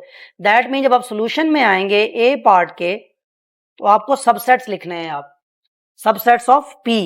अब P के सबसेट में 4 एलिमेंट आने चाहिए। कौन कौन, मैं लिख रहा हूं। पहला सेट याद रखें, एम्प्टी सेट जो है वो हर एक का सबसेट होता है, अभी मैंने पीछे आपको किसी क्वेश्चन में एक्सप्लेन भी किया था ये। फिर उसके बाद 1 अकेला खुद, ये उसका सबसेट है। बिकॉज देखें 1 इसमें आता है, नहीं आता, आ जाता है। तो सबसेट्स किसी भी सेट के लिखने हो तो हम ऐसे लिखते हैं उसको, पहले एम्प्टी सेट, फिर 1 1 करके उसके एलिमेंट्स, फिर 1 2, इसका आगे जब लिखेंगे तो समझ आएगी आपको।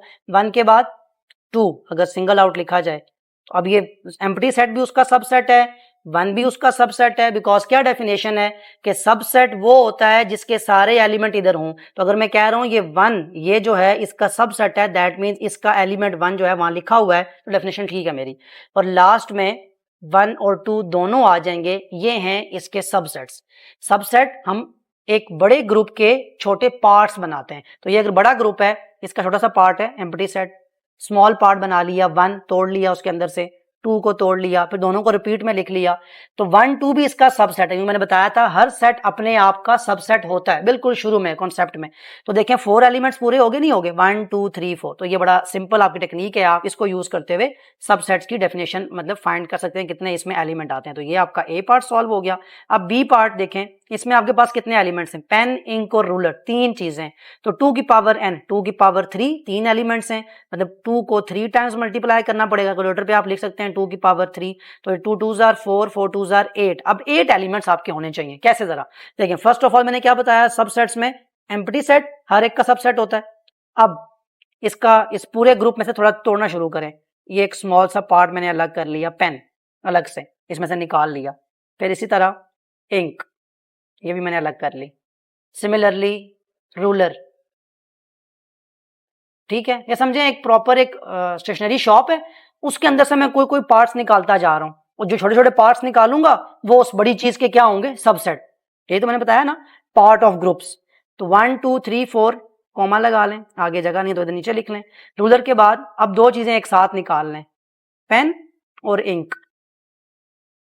ये भी तो उस इस कंप्लीट सेट का एक छोटा सा पार्ट ही है ना, 2 होगा लेकिन है तो छोटा ही है उससे, ये भी उसका सबसेट होगा। इसी तरह अगर मैं पेन और रूलर करता हूं तो ये भी तो एक साथ अगर निकालूं तो 2 चीजें निकालूं लेकिन है तो उसका पार्ट ही। अब अगर इंक और रूलर निकालूं ये भी तो उसका पार्ट ही है एक। अब अगर आप कहते हैं सर इंक और पेन निकालें, तो वो लिखा हुआ है मैंने, जगह जगह से कोई फर्क नहीं पड़ता, पेन इंक लिखा हो या इंक पेन लिखा हो, तो कभी आपने ये मिस्टेक नहीं करनी रिपीट करने वाली। अब इसके बाद लास्ट में पेन, इंक और रूलर अगेन, क्योंकि हर सेट अपने आप का खुद सबसेट होता है, तो ये भी इसका सबसेट है। अब जरा काउंट करें कितने बनते हैं, 1 2 3 4 5 6 7 8। तो यही मैंने बताया था आपको, इतने एलिमेंट्स आने चाहिए। तो सबसेट्स किसी भी बड़े ग्रुप में से छोटे छोटे पार्ट्स निकालने का नाम है। शुरू हम करते हैं एम्प्टी से और खत्म करते हैं वो पूरा सेट दोबारा लिखने से। उसके मिड में जितने उसके पॉसिबल आउटकम्स हो सकती हैं वो सारी हमें लिखनी होती हैं। अब आप ये रेज कर दें और देखें सी पार्ट में आपको किस चीज का सबसेट फाइंड करना है। तो सोल्यूशन ऑफ सी पार्ट, लेकिन पहले देख लें इसमें 2 एलिमेंट्स हैं, तो 2 की पावर n का मतलब एलिमेंट्स, 2 की पावर 2 कितना आता है, 4 अभी आपने लिखा था। दैट मीन सी जो है, जो आर है, इसके सबसेट्स क्या बनेंगे। एक तो सबसे पहले एम्प्टी सेट, शुरू हम यहां से करते हैं, सिंगल आउट करके लिखें पहले थाईलैंड को अलग, मतलब ग्रुप है थाईलैंड और वियतनाम का, इसमें से हमने थाईलैंड को पहले अलग किया तो वो उसका ऑब्वियस सी बात है उसका सबसेट होगा। फिर हमने वियतनाम को अलग किया और लास्ट में हम दोनों को कंबाइन करके लिख सकते हैं, बिकॉज हर सेट अपने आप का सबसेट होता है और एम्प्टी सेट भी हर एक का सबसेट होता है। तो ये बड़ी अच्छी आपके पास एक डेफिनेशन जो है यहाँ पे अप्लाई हुई। 1 2 3 4 एलिमेंट्स पूरे हो गए, सबसेट्स आपने लिख लिए। अब लास्ट में देख लें आपके पास जो डी पार्ट है, सोल्यूशन ऑफ डी पार्ट, इसमें आपसे ए ई आई ओ यू 4 आपके पास एलिमेंट्स आ गए। तो फार्मूला क्या है, 2 की पावर n, जितने नंबर ऑफ एलिमेंट्स हैं 4 हैं, तो दैट मीन 2 को 4 टाइम मल्टीप्लाई करना पड़ेगा। अक्सर मिस्टेक करते हैं 2 को 4 से मल्टीप्लाई करना, वो आंसर सही नहीं आता। देखें अब 2 2 जार 4, 4 2 जार 8, 8 2 जार 16। आप 2 को 4 से मल्टीप्लाई करेंगे 8 आएगा, जब कितना आना चाहिए 16। अब 16 एलिमेंट्स पूरे करने हैं आपने, लिखें जरा डी के सेट में कितने। फर्स्ट ऑफ ऑल शुरू करें एम्प्टी सेट, क्योंकि हर एक का सबसेट होता है, देन ए अकेला, देन ई सिंगल आउट करके, इसी तरह आई, फिर ओ, ये तो हो गए चारों के चारों सिंगल। नेक्स्ट आगे चलते जाएं, पेयर बनाएं 2 2 का, पहले ए और ई का पेयर बनाएं, फिर ए और आई का बना लें, मतलब ए के साथ जितने पॉसिबल आउटकम्स हैं वो लिखें, ए और ओ का भी बन जाएगा, ठीक है। अब ई कैसी तरह बनाएं, ई और आई का बनेगा पेयर, ये भी एक पार्ट ऑफ ग्रुप हम निकाल रहे हैं उसमें से। ई और ओ का बन सकता है, ये सारे सेट्स बना रहा हूँ, ठीक, सबसेट, छोटे छोटे सेट्स हैं ये अपने आप में, ये एलिमेंट्स नहीं है, ये एक सेट है पूरा, ये एक सेट है जिसमें ए एलिमेंट है, ये एक सेट है जिसमें ई एलिमेंट है, तो ये छोटे छोटे सेट्स हैं। अब ई और ओ के बाद अब क्या करें, आई और ओ, ये भी तो हो सकता है। अब 2 का पेयर कंप्लीट हो गया, ऐसे कोई ऐसी चीज नहीं है जो हमने ना लिखी हो, सोच लें एक दफा, ए और ई को लिख चुके हैं, ए आई को लिखा, ए ओ को लिखा, जो पॉसिबल 2 आउटकम्स थे। अब 3 देख लें, ए ई आई लिखा जा सकता है ना, छोटा सा ग्रुप बनेगा, तो ये भी एक सबसेट है। सिमिलरली ए ई ओ, ये भी तो आप देखिए, रिपीटेशन नहीं करनी है आपने, ए ई आई, ए ई ओ, ये एक सेट बना। देन ए आई ओ, ये कहीं लिखा है आपने, नहीं लिखा, तो दैट मीन ये भी आप लिख सकते हैं, ये भी आपका एक सबसेट है। अब लास्ट में ए आई ओ हो चुका, ई आई ओ, 3 आपने सेट लिखे हैं कहीं पे, नहीं लिखे, ई आई एंड ओ। अब जरा पहले काउंट कर लें, 16 चाहिए थे, कितने हो चुके हैं, 1 2 3 4 5 6 7 8 9 10 11 12 13 14 15। अब जब 15 हो गए तो 16th कौन होगा, खुद पूरे का पूरा सेट। और यही मुझे ऑल्दो था कि हम आई थिंक सारे लिख चुके हैं। अब ये सारी वो पॉसिबल आउटकम्स हैं जो इसमें से निकल सकती थी, वो सब मैंने निकाली, तो इसे कहते हैं सबसेट्स। आपने डिटेल यहाँ सीखा, आई होप सो कि इन 4 पार्ट्स के बाद आपको सबसेट लिखने में कभी वो मिस्टेक नहीं होगी। स्टार्ट हमेशा एम्प्टी सेट और एंड जो होता है हमेशा उसी सेट को अगेन लिखने से, उसके मिड में जितने उसके पॉसिबल आउटकम्स हैं वो लिखने होते हैं। अब कितने होंगे इसमें आप कभी गलती नहीं कर सकते, बिकॉज मैंने आपको फार्मूला ऐसा बता दिया जिसमें आप डायरेक्ट काउंटिंग कर लेंगे कि इतने बनने ही बनने, इससे ऊपर नीचे आप नहीं हो सकता। तो बड़ा सिंपल मेथड है जिसमें आप सारे पॉसिबल आउटकम्स लिख सकते हैं। अब मूव करते हैं क्वेश्चन नंबर 16 की तरफ। Question number 16, list all the proper subsets of each of the following sets. अब यहां पे आपको क्या करना है, प्रॉपर सबसेट्स लिखने हैं। तो सोल्यूशन, लेकिन उससे पहले जैसे मैंने आपको सबसेट की डेफिनेशन बताई, यहां पे आप देख लें प्रॉपर सबसेट का फॉर्मूला क्या होगा। इसके लिए भी आप एक फॉर्मूला अपने माइंड में रखें, 2 की पावर n माइनस 1। अब ये -1 सिंपल है, n माइनस नहीं करना, बल्कि एलिमेंट्स की जो पावर है वो लेने के बाद माइनस करना है। कैसे, जैसे ये देखें यहाँ पे 2 एलिमेंट्स हैं, तो इसको फॉर्मूला अप्लाई करते हुए मैं क्या लिखूंगा, 2 की पावर n, 2 एलिमेंट्स हैं तो 2 की पावर 2 माइनस 1। 2 की पावर 2 क्या होती है, 4 माइनस 1, 4 माइनस 1 कितना आता है, 3। यानी सबसेट्स में तो 4 थे, प्रॉपर सबसेट में हमेशा उसमें से एक कम आएगा, बस ये याद रखें। जैसे सबसेट में हमने 2 की पावर n लिया था तो 4 आया था, जैसे 2 एलिमेंट्स हों, यहां एक कम होता है। क्यों कम होता है वो मैं बताता हूं आपको अभी, क्योंकि सबसेट लिखते हुए बाकी सब सेम है, यानी आपने एम्प्टी सेट भी लिखना है, सब कुछ। क्या नहीं लिखना, बताता हूं कि प्रॉपर सबसेट में हम वो सेट कंप्लीट रिपीट नहीं कर सकते, बिकॉज डेफिनेशन में क्या लिखवाया था, मैंने याद है जहां हमने एक्सप्लेनेशन लिखी है, a not equal to b, यानी वो सेट अपने आप का प्रॉपर सबसेट नहीं हो सकता, कुछ एक्स्ट्रा होना जरूरी है। तो अगर मैं k की बात करूं, जो फर्स्ट पार्ट का जो सोल्यूशन है k, इसके मैं प्रॉपर सबसेट लिखूं, तो पहला आएगा एम्प्टी सेट, देन x आ जाएगा सिंगल आउट करके अकेले, देन आपका y आ जाएगा। अब x y अगर मैं लिखूं, x कोमा y, तो क्या ये उसका प्रॉपर सबसेट है, नहीं। अब एक्स वाई तो पूरा उसके इक्वल आ गया, तो प्रॉपर सबसेट की डेफिनेशन ये है कि कुछ एक्स्ट्रा बचना चाहिए, तो ये नहीं लिखा जाएगा एक्स वाई। अब देखें इसकी बात करूं एम्प्टी सेट की, तो ये उसका प्रॉपर सबसेट है, बिकॉज एम्प्टी के अलावा वहां पे 2 एलिमेंट्स हैं एक्स और वाई, कुछ एक्स्ट्रा बच रहा है ना, तो दैट मीन ये प्रॉपर डेफिनेशन पूरी हो रही है। अगर मैं इसकी बात करूं, सिंपल एक्स जो है, ये सेट जो है इसका प्रॉपर सबसेट है, बिकॉज एक्स के अलावा वहां वाई है, एक्स्ट्रा एलिमेंट है। इसकी बात करूं y की, तो y के अलावा वहां पे x है, यानी एक एक्स्ट्रा एलिमेंट है, तो दैट मीन प्रॉपर सबसेट के लिए एक्स्ट्रा एलिमेंट होना जरूरी है। आप जो लास्ट लिखते थे सबसेट में, जो आखिरी सेट को खुद लिखते थे, वो आप नहीं लिखेंगे, इसीलिए 3 एलिमेंट्स यानी एक माइनस हो जाता है। तो ये डेफिनेशन आपकी पूरी हुई, फार्मूला भी अप्लाई करना आपको सिखा दिया, और आपको सिंपली सबसेट से जो इसकी डिफरेंस है वो समझ आ गई कि कैसे ये सबसेट से एक अलग बात है प्रॉपर सबसेट। अब मूव करते हैं सोल्यूशन ऑफ बी पार्ट। किसके आपके सबसेट्स लिखने, सेट एल के।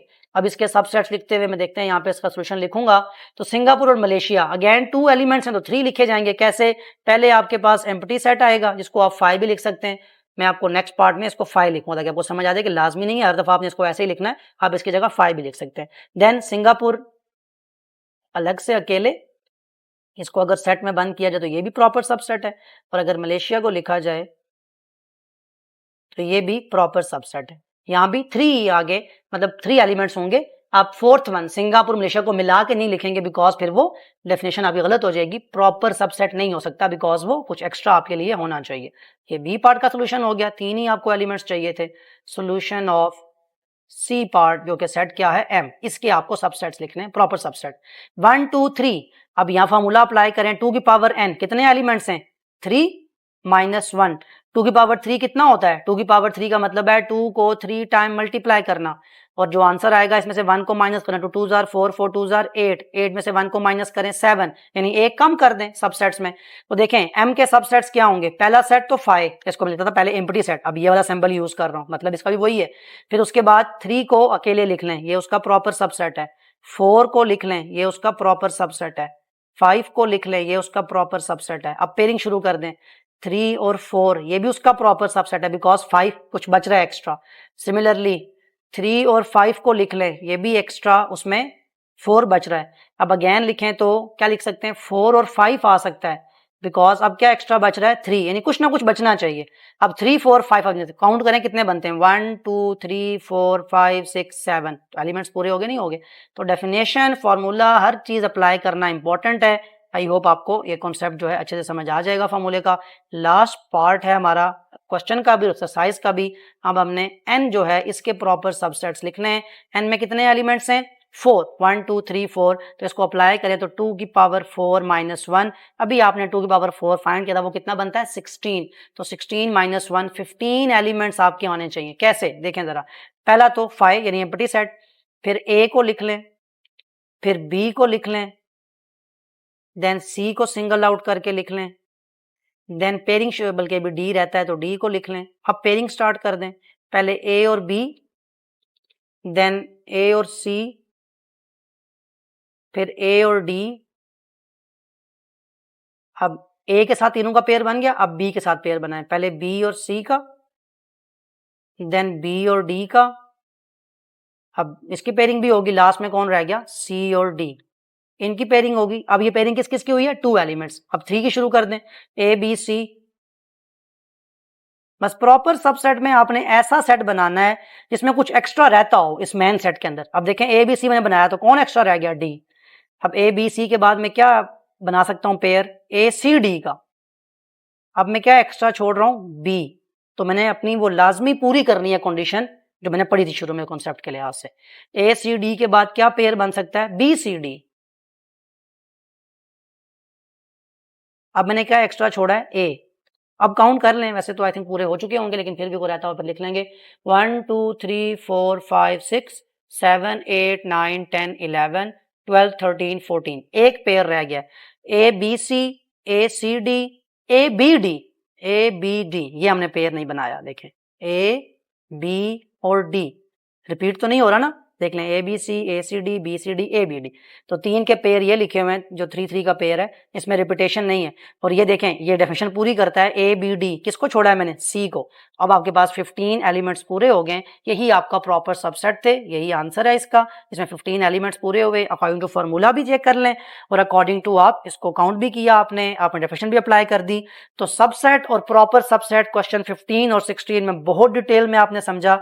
आई होप जितना भी कॉन्सेप्ट है आपको समझ आ चुका होगा। अगेन मैं लास्ट में वो बात करूंगा कि वीडियो की लेंथ ज्यादा करने का सिर्फ और सिर्फ एक मकसद है, आपको एक साथ एक्सरसाइज पूरी कंप्लीट मिले, जो कॉन्सेप्ट से लेके आप एंडिंग तक एक ही दफा चाहे बैठ के देखें, अगर आपके पास टाइम है तो आप एक ही दफा इसको कंप्लीट समझ के उठेंगे। एक्सरसाइज 4 है दोबारा आपको कंप्लीट समझ आ चुकी होगी, हर चीज एक्सप्लेन की जा चुकी है। और ये भी एक इंपॉर्टेंट पॉइंट था कि आपको क्वेश्चन ढूंढते हुए वो जो मैं टाइम कोड या टाइम स्टैम्प्स लगाऊंगा उसमें आपको बहुत आसानी होगी क्वेश्चन को ढूंढने में, कॉन्सेप्ट कहाँ खत्म होता है। कभी आप क्वेश्चन रफ वर्क में प्रैक्टिस कर रहे हैं, आपको टेस्ट है कुछ भी, तो आपको स्पेसिफिकली क्वेश्चन 15 सॉल्व करते हुए प्रॉब्लम हुई, या सबसेट की डेफिनेशन आपको प्रॉब्लम क्रिएट कर रही है तो आपको क्वेश्चन 16 ओपन करना है, तो आप जस्ट जाके टाइम स्टैम्प में अपना जो टाइम स्टैम्प का नीचे जो आपको आ रहा है या जो भी आपने जाके आप चाहे डिस्क्रिप्शन से निकाल लें, क्वेश्चन 16 पे सेलेक्ट करेंगे तो आपको पूरी वीडियो दोबारा ढूंढने की जरूरत नहीं है, वो डायरेक्ट क्वेश्चन 16 ही ओपन करेगा, वही आपने देखना है और आपने समझ लेना है, या आपका स्पेसिफिक पार्ट जो है आपको उसको आगे देख सकते हैं। आई होप जितना भी कॉन्सेप्ट है इतनी डिटेल वीडियो के अंदर आपको समझ आ चुका होगा। स्टिल कोई ऐसी बात जो मुश्किल लगी हो, और यहाँ एक और इंपॉर्टेंट बात कि अगर आपने ये फीडबैक में ऑल्दो एक क्रिएट कर दूंगा एक पोल भी जिस यूट्यूब पे कि आपको ये वीडियो ये ज्यादा बेहतर एक मेथड है टाइम स्टैम्प के लिहाज से और कंप्लीट एक वीडियो एक्सरसाइज की आए, या आपके लिए डिफरेंट जो बाय पार्ट्स वीडियो आती है वो ज्यादा सूटेबल है, जो आपको ज्यादा सूटेबल हो बिकॉज आपने समझना है वो ज्यादा इंपॉर्टेंट है। तो मैं वो पोल भी क्रिएट कर दूंगा, लेकिन यहाँ पूछ भी रहा था कि आप कमेंट के एंड पे कमेंट करके वीडियो के एंड पे ये बता सकें कि क्या ये वीडियो ज्यादा सूटेबल थी और इसी तरह इसको कंटिन्यू किया जाए आगे। इसके अलावा कोई क्वेश्चन अगर आपका हो, कोई कॉन्सेप्ट, कोई चीज समझ ना आई हो किसी क्वेश्चन में, तो भी आप लाजमी मेंशन कर सकते हैं। Other than that, take care of yourself. अल्लाह हाफिज।